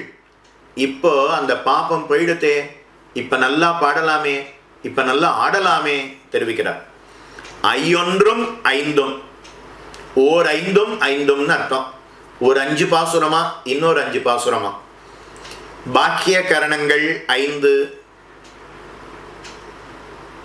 பாக்கிய கரணங்கள் 5 அப்படின்னு தெரிவிக்கிறார். அதுக்கப்புறம் மற்றெல்லா பாட்டும் சேர்ந்து 5, அது இல்லாத 5 பாட்டு. அதனால 10 பாசுரங்கள். ஐயொன்றும் ஐந்தும் இவை பாடி ஆடுமினே. இந்த பாசுரத்தை பாடுங்கள் ஆடுங்கள் அப்படின்னு தெரிவிக்கிறார். பலஸ்ருதியே தெரிவிக்கல. எது பலஸ்ருதின்னா, இந்த பாசுரத்தை பாடுவதுதான் பலம், பாடி ஆடுவதுதான் பலம். ஒரு குழந்தை எடுத்து கட்டி அணைத்து முத்தம் எடுக்கிறோம், அதனால ஏதாவது ஒரு பிரயோஜனம் உண்டா? 6 மாச குழந்தைய கட்டி அணைத்து முத்தம் எடுக்கிறோம், அது எங்கேயாவது ஒரு 20 வருஷம் கழிச்சு அன்னைக்கு என்னை கட்டி அணைத்து முத்தமிட்டாரே, இவருக்கு நாம ஒரு வஸ்திரம் கொடுப்போம்னு கொடுக்குமான்னா கிடையாது. அப்ப அந்த குழந்தைய கட்டி அணைத்து முத்தமிட்டபடினால எனக்கு என்ன பிரயோஜனம்னா ஒரு பிரயோஜனமும் கிடையாது. அப்ப ஏன் செய்தேன் அப்படின்னா, குழந்தைய கட்டி அணைத்து ஒரு பிரயோஜனத்தை பெறாமல் குழந்தைய கட்டி அணைத்து முத்தமிடுவதே பிரயோஜனமாக செய்தேன். அதே போல இப்பாசுரங்கள் 10 பாசுரங்களை சொல்லி இல்ல இந்த திருமொழிய பெரிய திருமொழியை சொல்லி பகவானிடத்துல ஒரு பிரயோஜனத்தை பெறாமல் பெரிய திருமொழிய பகவான் முன்னாடி சொல்லுவதே பிரயோஜனம். அரையர் சுவாமி இசைக்க நாம கேட்பதே பிரயோஜனம். அதை கேட்டு நாமும் அப்படியே தலை ஆடுறோமே அதுவே பிரயோஜனம். மெய் நின்ன பாவம் அகல திருமாலை கை நின்ன ஆழியான் கடல் சூழும் கடல் சூடி கை நின்ற வேர்க்கை கலியன் ஒலிமாலை ஐயொன்றும் ஐந்தும் இவை பாடி ஆடுமினே என்று திருவங்கி ஆழ்வார் தானும் அருளி செய்கிறார். நீழ்நாகம் சுற்றி என்று தொடங்கி இந்த 10 பாசுரங்களை அருளி செய்கிறார். பகவானுடைய அழகை காணாத கண்ணை கண்ணுன்னே சொல்ல முடியாது, அது பீலிக்கண். பகவானுடைய பெருமையை கேளாத செவின்னே சொல்ல முடியாது, அது எலி வாழும் வளை, அது பாம்பு நுழையும் புற்று. பகவானுடைய திருவடிகள்ல புஷ்பத்தை சமர்ப்பிக்காத கையின்னே சொல்ல முடியாது, அது சபத்தனுடைய கை. அவனுடைய திவ்யதேசத்தை நோக்கி நடக்காத கால்களை கால்னே சொல்ல முடியாது, அது மரக்காலுக்கு சமம். பகவானை நினைக்காத நெஞ்சுன்னே சொல்ல முடியாது, அது இரும்பு அப்படின்னு சொல்லணும். பகவானை பாடாத அது வாயினே சொல்ல முடியாது. பகவானை பற்றி பேசாத அதை பேச்சுன்னே சொல்ல முடியாது, அது கடலோசைக்கு சமம், அது தவளையினுடைய நாக்கு போன்றது அப்படின்னு காட்டி கடைசியா அந்த கரண கலேபரங்களை உடைய மனுஷர்களையும் 2 பாட்டால நிந்தித்து இவர்களை மனுஷர்கள்னே சொல்ல முடியாது, இவர்கள் புருஷ பசு மனிதர்களுக்குள்ள விலங்கு போன்றவர்கள் அப்படின்னு தெரிவித்து இந்த மனிதர்களை இந்த பகவானை நினைக்காதவர்களை, கண் இருக்கு காது இருக்கு ஆனா அந்த கண்ணாலையும் அந்த காதாலையும் பகவானை காணாமல் அவன் பெருமையை கேட்காமல் இருப்பவர்களை நான் மனுஷர்கள்னே நினைக்க மாட்டேன் அப்படின்னு தெரிவித்து இந்த 10 பாசுரங்களையும் சொன்னா நம்முடைய பாபம் அகலும். பாபம் அகன்று போனதே ஆனால் 10 பாசுரங்களை நாமே பாட முடியும், நன்றாக பாட முடியும். அதை கேட்டு பாட்டை கேட்டு ஆடுவது பாடுவது ஆடுவதே பரம பிரயோஜனம். அது இந்த 10 பாசுரத்துக்குன்னு வச்சுக்கலாம், இல்லை இந்த திருமொழி கலியன் ஒலிமாலை அப்படின்னும் வைத்துக் கொள்ளலாம். என்ன இப்பாசுரத்தினாலே அருளி செய்கிறார். திருமங்கை ஆழ்வார் இந்த அர்த்தங்களை எல்லாம் காட்டினார். திருமங்கை ஆழ்வார் திருவடிகளுக்கு பல்லாண்டு பாடி, பெரியவாச்சான் பிள்ளை வெகு அற்புதமாக இதற்கு வியாக்கியானம் சாதித்தார். அவருடைய திருவடிகளுக்கும் பல்லாண்டு பாடி, இந்த அர்த்த விசேஷங்களை எல்லாம் அடியனுக்கு எடுத்துரைத்த ஆச்சாரியர்களுடைய திருவடிகளுக்கும் பல்லாண்டு பாடி, அடியனை இங்கே சொல்லணும்னு நியமித்த ஜி.எஸ். சுவாமியினுடைய கைங்கரியம் இன்னும் மேல மேல சிறக்க வேண்டும். மேலக்கோட்டையில் இருந்து அந்த எம்பெருமானுடைய கைங்கரியங்களை இன்னும் சீரும் சிறப்புமாக செய்ய வேணுமாய் செல்வநாரணன் திருவடிகளிலே பிரார்த்தித்து கொண்டு, கேட்ட அனைவருக்கும் அடியனுடைய கிருதஜதையை தெரிவித்துக் கொண்டு, செங்கண் திருமுகத்து செல்வ திருமாலால் எங்குமே எல்லோருமே திருவருள் பெற்று இன்புற வேணுமாய் பிரார்த்தித்து இத்தோடு அமைகிறேன். க்ஷமிக்க பிரார்த்திக்கிறேன்.